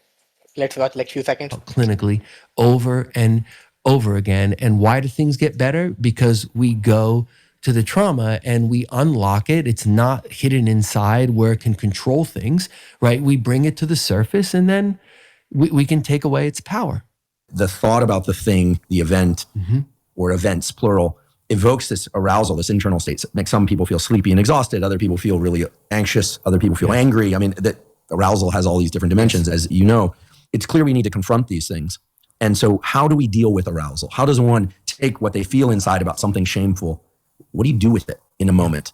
And does that have to be done in the presence of a skilled trained therapist? How do we deal with that internal arousal? We so often try and change the trauma of the past in order to control the future. And what that really adds up to is the trauma of the past dominates our present. And then we're not really living in the present, right? As we're trying to control the future. We're not going to do a great job of controlling our future if we're not really living in the present. And so the way to come at that, again, in the moment, if we're saying, okay, in the moment, if I need to fall asleep, right? I might say, okay, let me try and put that out of my mind. Let me try and thought redirect. So there's short-term strategies that can let us be functional in the context of these changes. But the answer is to go look directly at that thing. Look at that trauma, explore that trauma. And sure, that can be done with a professional, and sometimes that's what makes sense. But not always, right? Sometimes it can be done by talking to another person, right? Writing it. Anyway, so you can watch this. The idea is that don't subconsciously repeat it in your head, confront it. And if you watch these two videos, this one and this one, the second one is directly like this Huberman himself talking about, like him just giving his own advice from his research. He's a Stanford researcher and professor of medicine. And there are stuff like, but the main point is understanding how trauma works, okay? The fear, guilt, and shame, like Sophie's trauma, that I don't want to feel the right emotions that I need to study for the exam because there's no hope. And that fucks her up, and now she cannot study for any exam, right? So there's like a cognitive behavioral therapy, blah, blah, blah. You don't need to learn all of this. Just think of, after you watch these videos, you can even use the summarize button, ask, summarize, okay? You don't even need to watch them, just like read the summary. But the idea is, think of this, like let's say cold water exposure. So like so whenever you fear doing something, like let's say you want to have this conversation with someone or send an email or whatever, make a decision, you can practice using this 3 to 1 and jump in cold water. As soon as you say 3 to 1, you will start cold water, right? Or maths was traumatizing to Sophie. But when she studies it with a person who is strong at maths, that other person has a very different attitude, and where she panics, that other student will not panic. So it will break the pattern and it will heal the trauma. Okay, you get a high level idea, right? So that is how to deal with trauma. Then there's depression. Okay, so with depression, as you know, the whole system's emotions decrease, right? Because your willpower goes to zero. So you have drive, right? So you have drive, but there's no willpower. Those pumps don't exist. So inside everything is, and then this gets clogged, So you need to reconnect and rejuvenate the emotion. You need to unblock the pipes. So here's a question. Can you fix dissociation without fixing depression? Again, dissociation was that your drive is going somewhere else, your drive is going somewhere else. Your drive is there, but willpower is not there. And probably focus is also not there. But mostly willpower is not there at all. So sorry. That's depression. In dissociation, drive is not there. Like you are not thinking about what you want to do. You're just living life. One day is passing after another. So can you fix dissociation? Yeah, no, because even if you fix the drive, which is broken in dissociation, right? You're fixing the drive, basically your command center. But if your willpower is not there, then things will still not work. So if you're dissociated, then you need to fix your willpower.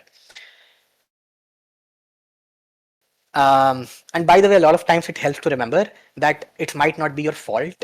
Maybe just life dealt you a bad hand, or what you think is your problem. Actually, everyone, like that Sophie, thinks that it's my problem. I'm suffering. I'm stupid. But all the JEE students that are giving exam with her, most of them feel the same way. It can help you. But the main core, like what depression is related to, is with serotonin. Have you heard of serotonin before? Okay, I don't think so, Levi. Okay, you can clarify it later what you mean. I don't wanna waste use time right now on questions. Okay, so serotonin is basically like social anxiety chemical, okay, where you stand in the social hierarchy. If you did something bad, like you were living in a village and you stole something, and now you're scared that these people will send you away from the village, and now you have to live alone and you might die because a tiger might come and kill you because you're not in the protection of the village. Like that kind of stuff is serotonin. Like you are in the on the cliff, but socially. You are standing on a cliff, but socially, right? So serotonin, sometimes it's said that low serotonin is equal to depression directly, but that's not true. There's more nuance to it. So let's look at it a little bit, okay?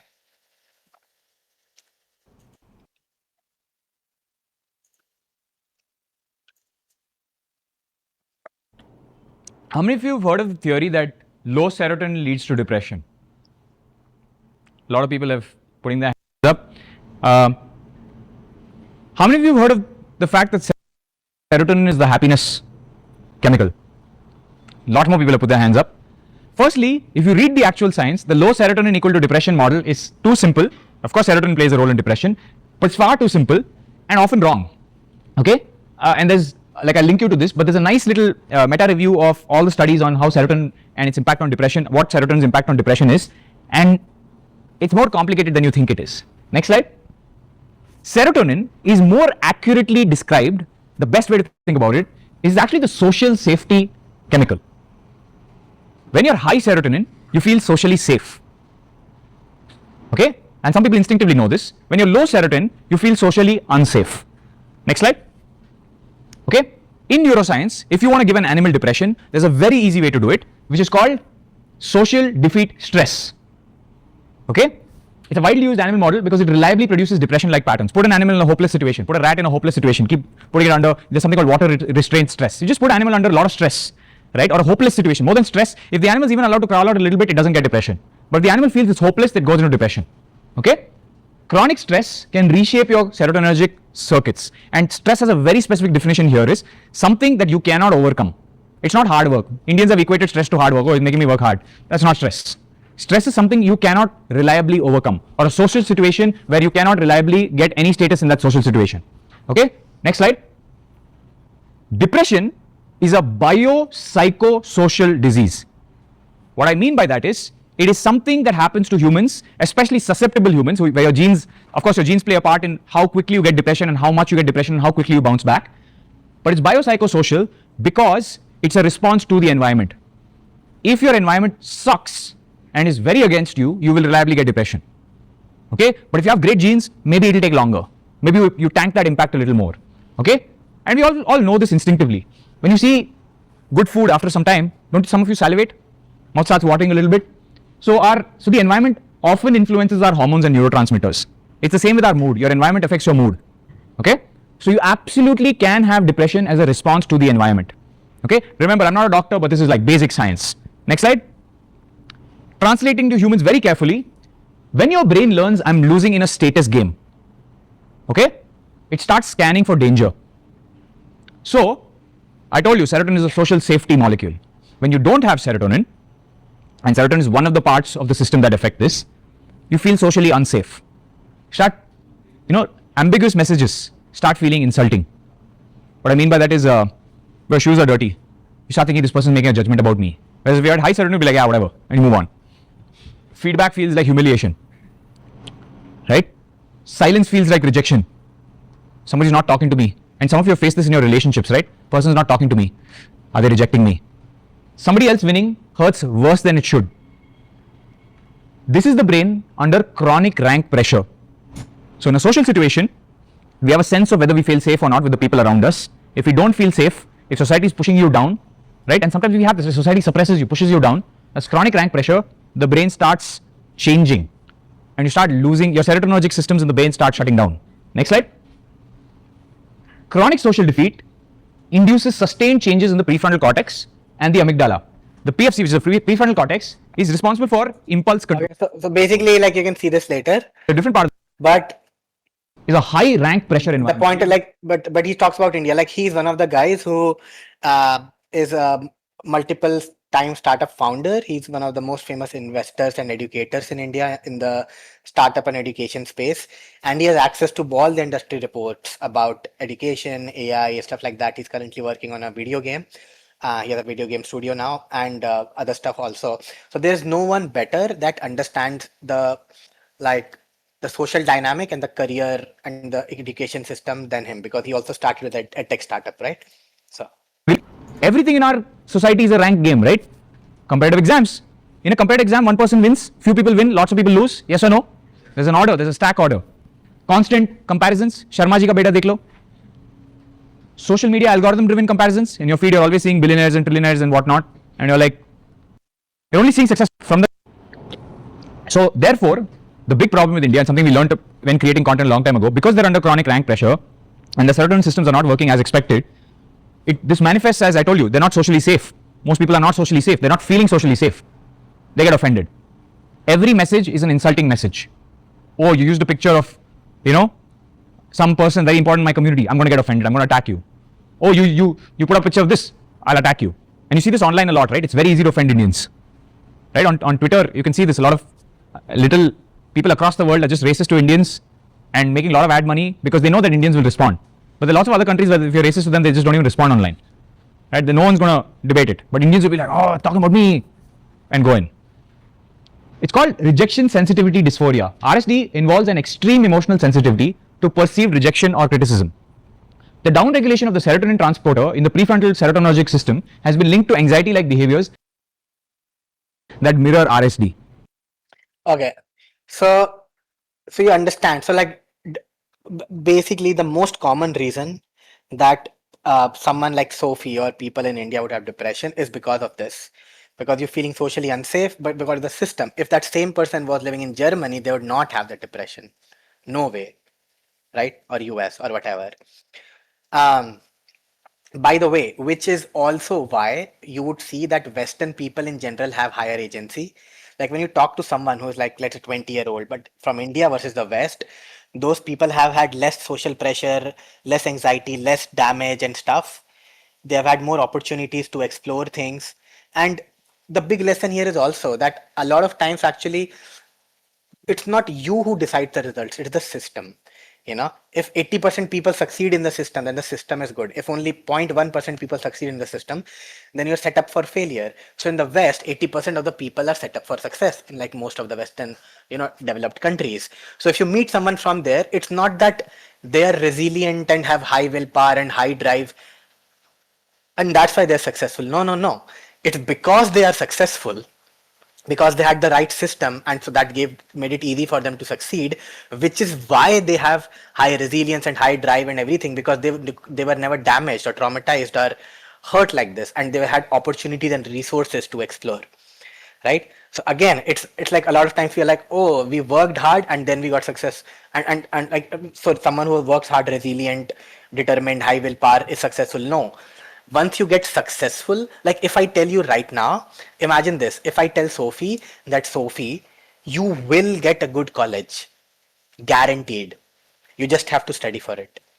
If you just keep studying, you will get a good college. Like even if you don't study, you will get a good college, right? She will study harder probably than normal case. It's like that. So the idea is that to counter this, so serotonin thingy, you need to basically compensate it by telling yourself that, okay, other people might not like me, but I like myself. Okay, I am in control of me. You need to feel agency. You need to feel willpower. Okay, and basically once you connected with your emotions, that's when you have access to them, like you're no longer blocking them, like in trauma or in depression, so just the whole willpower goes to zero, so you have nothing pumping into your systems. So the best way is this video. Okay, so like what are the factors, by the way? So you need something that's reliable. Okay, Germany chale jaye, yeah. So okay, so you need something that's reliable, okay, something that's trackable, something that you can do anywhere, that will never damage you, that is free, and that doesn't take long. Right? These are the factors that you need in a good way. So I'm so happy that I found this video. Okay, so this guy, what he does is he shows you how to train willpower just by doing planks, and how to like he does like a couple of things here and there, and you know. But so he records this whole video in a plank position, by the way, like 15 minutes. Okay. And he talks about certain things here which are like very commonly known, very common sense things. But I have never found something like, you know, you can say that willpower, you can go to the gym, willpower, you can sit and start to work hard, but that is very hard way to build it. The best way is that you find one good way which you can track. So here you can track every day. Did you plank for more seconds? Plank is just like an exercise, okay? Like this. Fitness video. Okay. So this is like the plank. It's a whole body exercise. You can obviously not get injured like lifting heavy weights, right? You can track your time in seconds, and you can do it multiple times with very little breaks. You can do it anywhere. It's free, and it's so amazing because just doing it for 1 minute, I would actually want you to do it right now if it's not so late. Just doing it for like, you will see like it really changes you. Like it's like holding your breath, you know. Yes, right now you're feeling fine, but try holding a breath for 30 seconds, 1 minute. You will feel like in a completely different emotional plane. It transports you suddenly to a gym, like to that emotional gym, you know. This is one of the few ways in which you can actually create an emotional gym. And I just love this. So you can watch this, but basically it helps you build willpower, which counteracts depression in general, because it forces you to, like, you cannot do this without connecting with your emotions. You have to push yourself, right? It forces you to do that, and also makes up for societal anxiety. Okay, now the last thing is like dissociation, right? So this is a news story just from today, by the way. So chilling note found after minor suicide over Korean game addiction in Ghaziabad. Okay, see 4th February. इस diary में जो कुछ भी लिखा है वो सब पढ़ लो, क्योंकि सब कुछ सही है. Read now. I am really sorry पापा. Okay, a chilling a chilling 8-note page has surfaced following the shocking triple suicide of 3 minor sisters in Uttar Pradesh, Ghaziabad. The girls aged 12, 14 and 16 floor of this apartment building in the early hours after their parents objected to their excessive gaming. Okay, police said the sisters died on the spot, and basically like this was about a Korean game thingy. Okay, I don't remember exactly where it was written. Yeah, here. We can't leave Korea. Korea is our life. We can't free us. We are ending our lives. Okay, this was obsession since COVID time. So now think about this, that they were dissociated and how far it can go. Like, it's a real thing, right? And like it can happen to anyone. So they were living in an alternate reality. Okay, so the dissociation, the closest thing that dissociation is related to is actually not willpower or drive, right? Closest thing that dissociation is related to is not willpower or drive. Yes, you fix, like in dissociation, your drive goes to zero. Remember, like you are no longer thinking what to do. Life is just passing you by. But how to fix it is very different actually. How to fix it is by working on this, the execution part. So for example, how many added you said? I'm not sure what I meant here. I'm forgetting it. Oh, yeah. What I meant was like, imagine that you are dissociated. Okay. And then now you are decided that whatever I do, I'll do it consciously.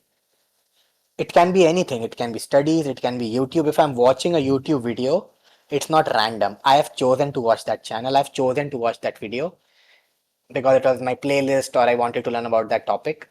So when you do things very consciously, then you are associating back to what you really want, to your drive again. And what you can do is you can start with something fun. You can be like, you know what, I'm dissociated. No, I tell myself that tomorrow I'll work for 6 hours, I'll go to the gym. But the whole day passes, I've done nothing, and I'm like, oh, what the fuck, where did the whole day go? Dissociated. You're dissociated, right? Because if you're not dissociated throughout the day, you would feel constant pangs of guilt and emotions and stuff, which will make you do something. But all those emotions and willpower have been going to like this alternate universe. which is why your day has just passed by. So what you do is you start with doing something. What? Maybe what? Uh, so okay, so you start with doing something fun. Like you will be like, I'll play guitar, I'll sing, I'll dance, I'll watch this movie. What are the most fun things I can do? Talk to my friend, or whatever I do, it will be conscious. I'll decide that at 5 o'clock I'll talk to my friend, and then then I will talk to my friend. So now you're not drifting through life. You have like holding it tightly, right? But once you can do it with your fun stuff, then you can shift that same skill to the productive stuff, right? And you can count like how many hours in a day am I living my life instead of life just happening to me versus me happening to life. Does that make sense? Right? Yes, yes, yes. Yeah. So now the thing is that there's a cousin who is struggling with this. So he takes ADHD meds. So I tell him that like take your meds when you are in that conscious zone of associating yourself with your drive and your higher self again. Because like sometimes you just take his meds and like I sleep or I do random stuff, doesn't help. But if you are like if you take the med and then you get into like an activity consciously, then it will help you.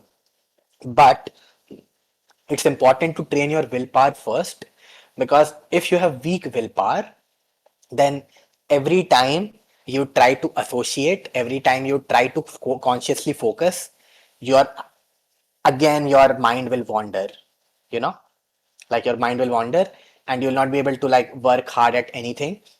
So you do the hard work of getting yourself to connect to your drive and be conscious, but then there's no point. You get it?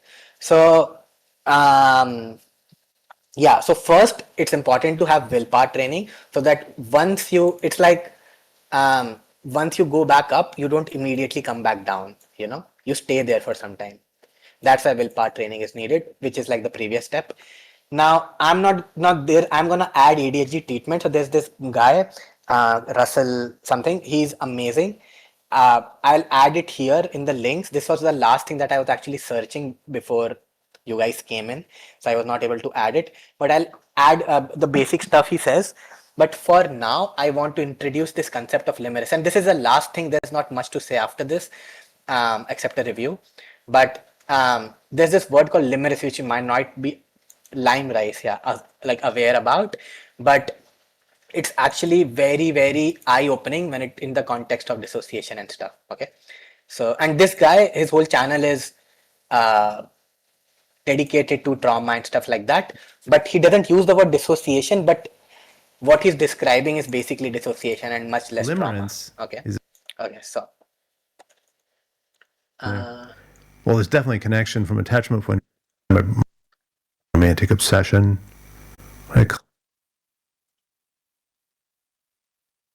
call it relationship OCD. Someone mentioned one time. Maybe there's connection there. Well, there's definitely a connection from attachment point of view inside my brain, but I'm like, other people might see them as different. And this is why. Limerence is a fantasy. Limerence is a preoccupation. Limerence functions like a passion. Limerence functions like that thing that makes me want to jump out of bed on a cold, dark, dreary morning when I got the flu. It creates such a strong dopamine anticipatory chemical cocktail that I get to feel amazing when I go engage with my limerent object, or I go chase after that person I'm obsessing over, or I, call them or stalk them on Instagram or blah, blah, blah, blah, blah, right? Whatever. It feels so good. Why? Because you don't have anything else. And that's what I'm getting at here. I've actually noticed this quite a few times in recent discussions with people, both online, offline, in all various forms. I've noticed these people that are like really dealing with some serious limerent obsession over a person or an idea or whatever. And then they see all these videos, they think I can help them with it. I can. And then they call me up and they're just like, how do I deal with this? And one of the questions I ask is like, what's the rest of your life look like? Like, well, I'm just not good at making friends, and I'm just an introvert, and I'm just a blah blah blah blah, and it's just a list of justifications and excuses. Now I get it. I used to make excuses like that, so I get that it's hard to kind of transition away from that. But at the same time, it's still an excuse. It's still a way of justifying staying where I'm at. It's like, oh, you move to a new city, country, state, whatever. You don't really have a solid friendship network. And you're like, oh, I've got this best friend. When was the last time you saw your best friend? It's like, oh, 3 years ago. All right, that's not fulfilling attachment needs. So what do you do for close attachment connection? And you're like, some people just draw a blank. Some people get a dog. Some people are, they've got some friend somewhere that's kind of like casual or whatever. The point that I'm getting at is that a person comes to me talking about problems with limerence, problems with romantic obsession, problems with not being able to get over their ex, problems with like this, I can't eat, I can't sleep, I just had this breakup and I can't stop thinking about them. It's like, okay, what's the rest of your life look like? And they'll go da da da da da, and they'll talk for a while. It's like, so basically what you're saying is the rest of your life is extremely empty from an attachment point of view. Like, you're not getting any attachment needs met. You're not getting any connection, any validation, any richness of like sitting down with someone over a cup of warm beverage and joking about shit. Like you don't have that. So what do you do? Oh, it's like, oh, doom scroll, or I watch YouTube or whatever. Those are not real. Those are not any aspect of social media or video consumption. It's either numbing the need, which the corporations love, or it is tricking your mind into thinking you have a social connection. Somebody recently asked me about. Yeah, so you can watch this later. It's interesting, and the terms that he uses, the angles he comes at are new. You won't have heard them before. But basically, the problem with dissociation is that it's not like you lack willpower or focus, right? We saw that you lack drive. Your drive is going into some alternate reality, but you can be completely functional. So he says like, oh, what gets out of your bed? So maybe you are watching Big Boss or shit like that, which I've seen people do, that like what happened today. They'll wake up in the morning like, oh, who got eliminated, or like some cricket match or something.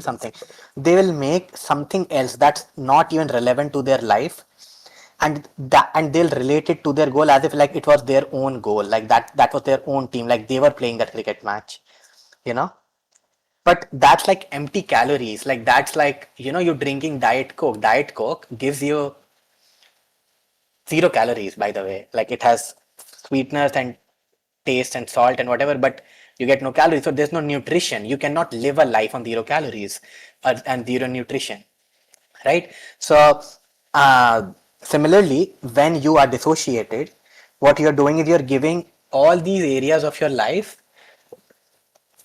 you're giving them food, but they're all like non-nutritious 0 calorie foods. So you think you're eating something, but no, you are just getting hollowed out and unhealthy by the day. So this helps in understanding it. Now, with respect to how to solve it, so I'm just gonna like put it in the chat here. I don't have the time to like, let's not discuss it, but basically there's this guy, this is a screenshot from his book, How to Deal with Adult ADHD. And in chapter 4, he talks about everyday rules for success, you see. So that's 16, 17 to like 23.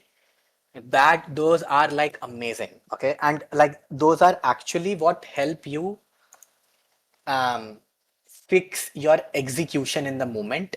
So I told you that willpower will make you stay where you are, but to reconnect with your conscious reality and your drive, you have to like take some effort and go up. And with ADHD, what happens is that before you can make this journey, you go back down. Something distracts you. So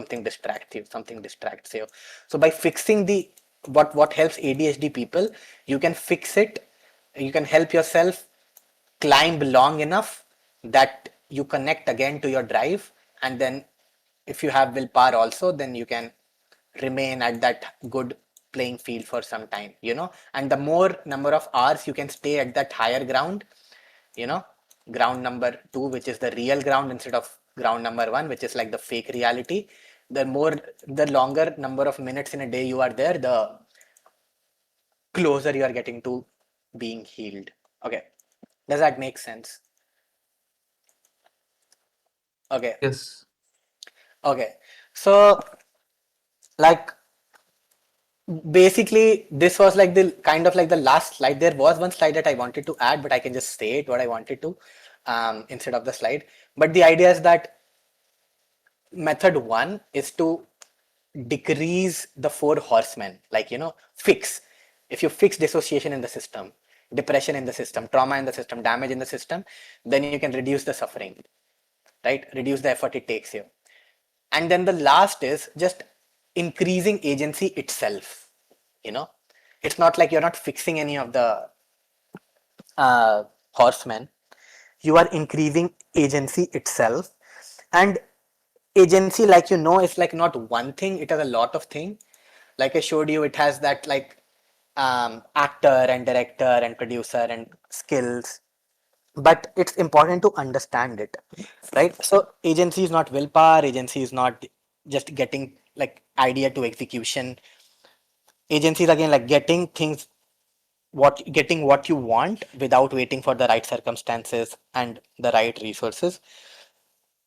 Now what's important to understand here is like, we live in a time where survival is not a problem.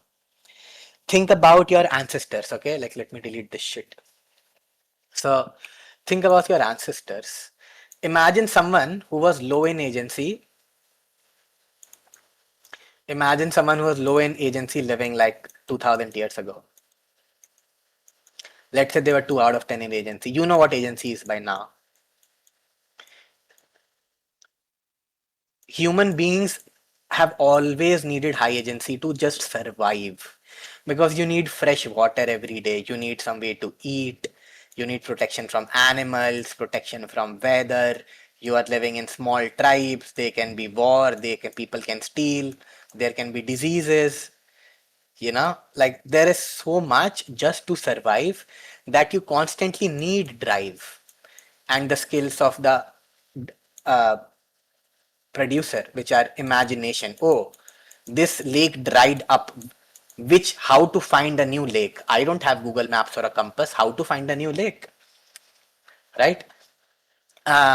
You need constantly willpower, because if you don't collect enough firewood, then you won't have a way to eat and cook your food at night. So before sunrise, you have to collect it. You cannot be lazy, or you will not eat that day. You have to have the ability to focus, because you have to hunt, you have to bring water or whatever, blah blah blah. You have disease, so now you're looking for that particular leaf, so you're scanning the whole fields constantly every second, looking for that particular plant. So these things are not options. But today, like, agency has become almost, like, unless you need to succeed in most ways, it can be an option when it comes to survival. You can be in society for a long, long time, and the more these agency degrades, the more you drive willpower degrades, the more you get depression and stuff. The problem is that you can get so deep into a hole that it's tough to come back up. And you only got so deep into the hole because today's society, you can afford to be that low on agency for that long of a time period. So with Western people, what you will see is that generally they have actually higher agency than Indians, or with any low trust, high competition society, low trust, high competition society. And like you saw, why? Because we are generally serotonin is low, because in most status games we feel like we'll fail, we feel like everything is tagged against us, things seem hopeless. Like, like only like roughly 3% of Indians have decent jobs, right? So, it's like hopeless. Some countries are even worse. So the other thing to understand is that what you would think that in my childhood I used to think like that Indians are actually worse than foreigners, right? I had like inferiority complex, but it was a naive inferiority complex actually, right? Um, but I really used to think that they are better than us, because I would be like, bro, like generally they're more educated, more cool, they have more talent, they have more resilience, strength, like they are so optimistic about the future, everything that you'd relate to high agency, right? They're more creative, they can dream big. But obviously, when you grow up, you realize that, oh, if you want to start a business in US, you have 100 times easier market where people will play. You have so much easier bankruptcy laws. It's so much easier to hire people. The labor laws are so friendly, blah blah blah. The funding is so easy. So it's like literally like at least 10 to 100 times easier to do so business in the US, or if you're doing working with US clients or like some Western clients than Indians, right? So you realize that, oh, no, I know actually, because it was because of the system. If I was also born there, of Indians are also born there, then we would also be like that, which is true. A lot of Indians who live in like, the top percentile of India, like 0.1 percentile, their life are basically like the developed countries, you know? So yeah. Uh, but then what you'll realize is no, it's not true, because you can go to the best colleges or the best like companies in India, like McKinsey's or like Google's and like IITs, and when you talk to them, and not one person, like you talk to, like you live with them, you see them, you like talk to them, what you will see is that no, the people are different fundamentally, because a lot of them have dissociated personality disorder at some point. They are calling a lot of the four horsemen. Their confidence and serotonins are generally very low. They can't tolerate any risk, or their family can't tolerate any risk after putting everything in their education. So then I realized that no, actually Indians are actually worse. Actually. And this time it was not naive inferiority complex, it was based in like understanding. Now there's a trade-off. And why are we worse? Again, because we have lower agency, right? You know what agency is, the factors and all that.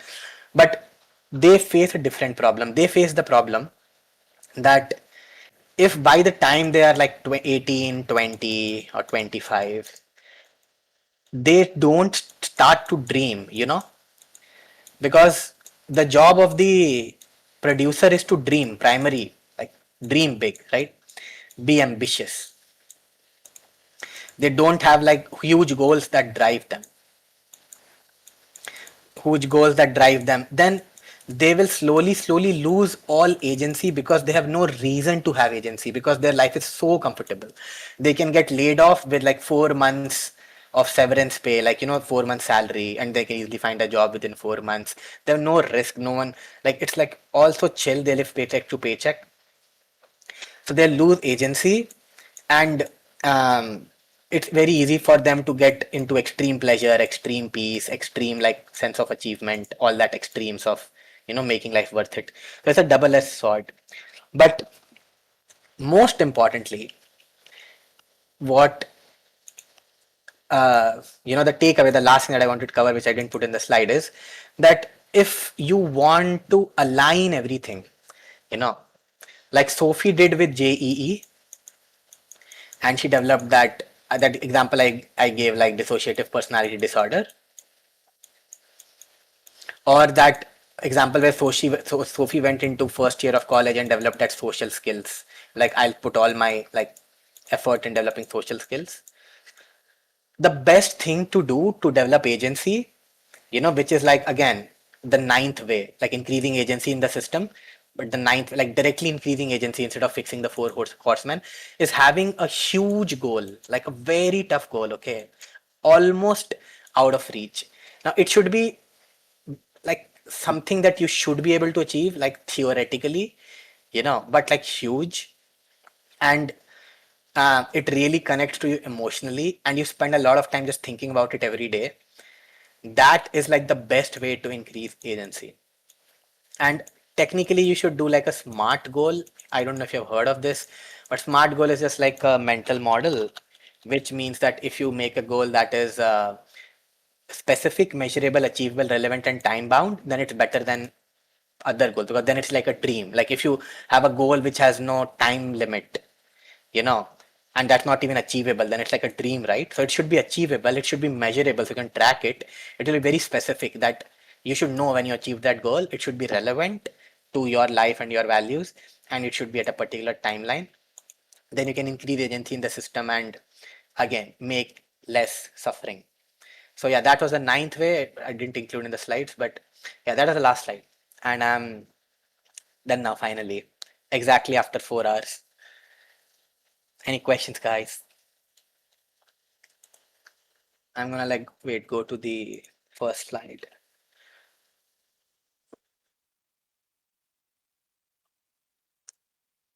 Ego is up, damn.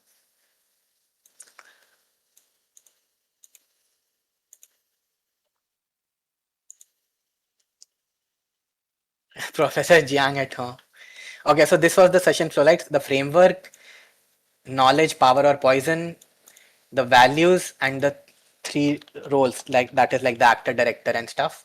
Then countering the four horsemen, and the last one is in everything aligns, increasing agency. Okay. So yeah, any questions? I'm gonna cycle through the slides if you wanna revise it. You are the greatest polymath I've ever seen. Oh, bro, shut up. Thank you, Dhanush. Thank you. Oh, you can't go. Recording will be gone. Okay, so I'm gonna just go through the slides slowly, and any questions, guys, that pops up, please feel free to ask. We are done.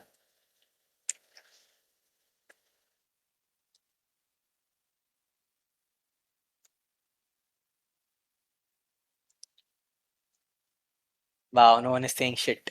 Cease, did you sleep? No, she's here. I'm not curious how much of work did you do on yourself and where are you in reaching to that high agency? Did you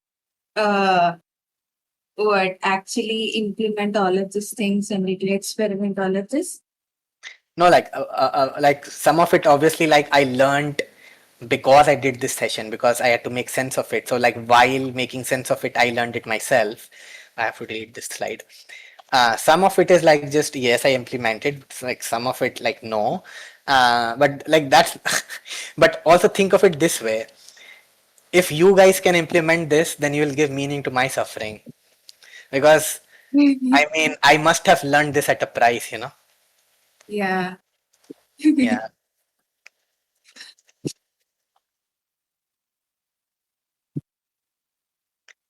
बोलते बोलते भी सुना देता है कभी. Thank you, Sonia. Thank you.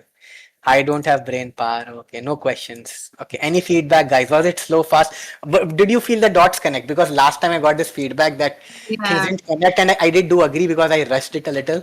But this time I made sure, like you know, like making the dots connect a little. This time it was more fun because everything was making sense, you know, like the Right, right, right. pieces are getting together. So it's like that alignment again, so it makes sense. Yeah. Perfectly placed and that's connected. To speak, Dhanush.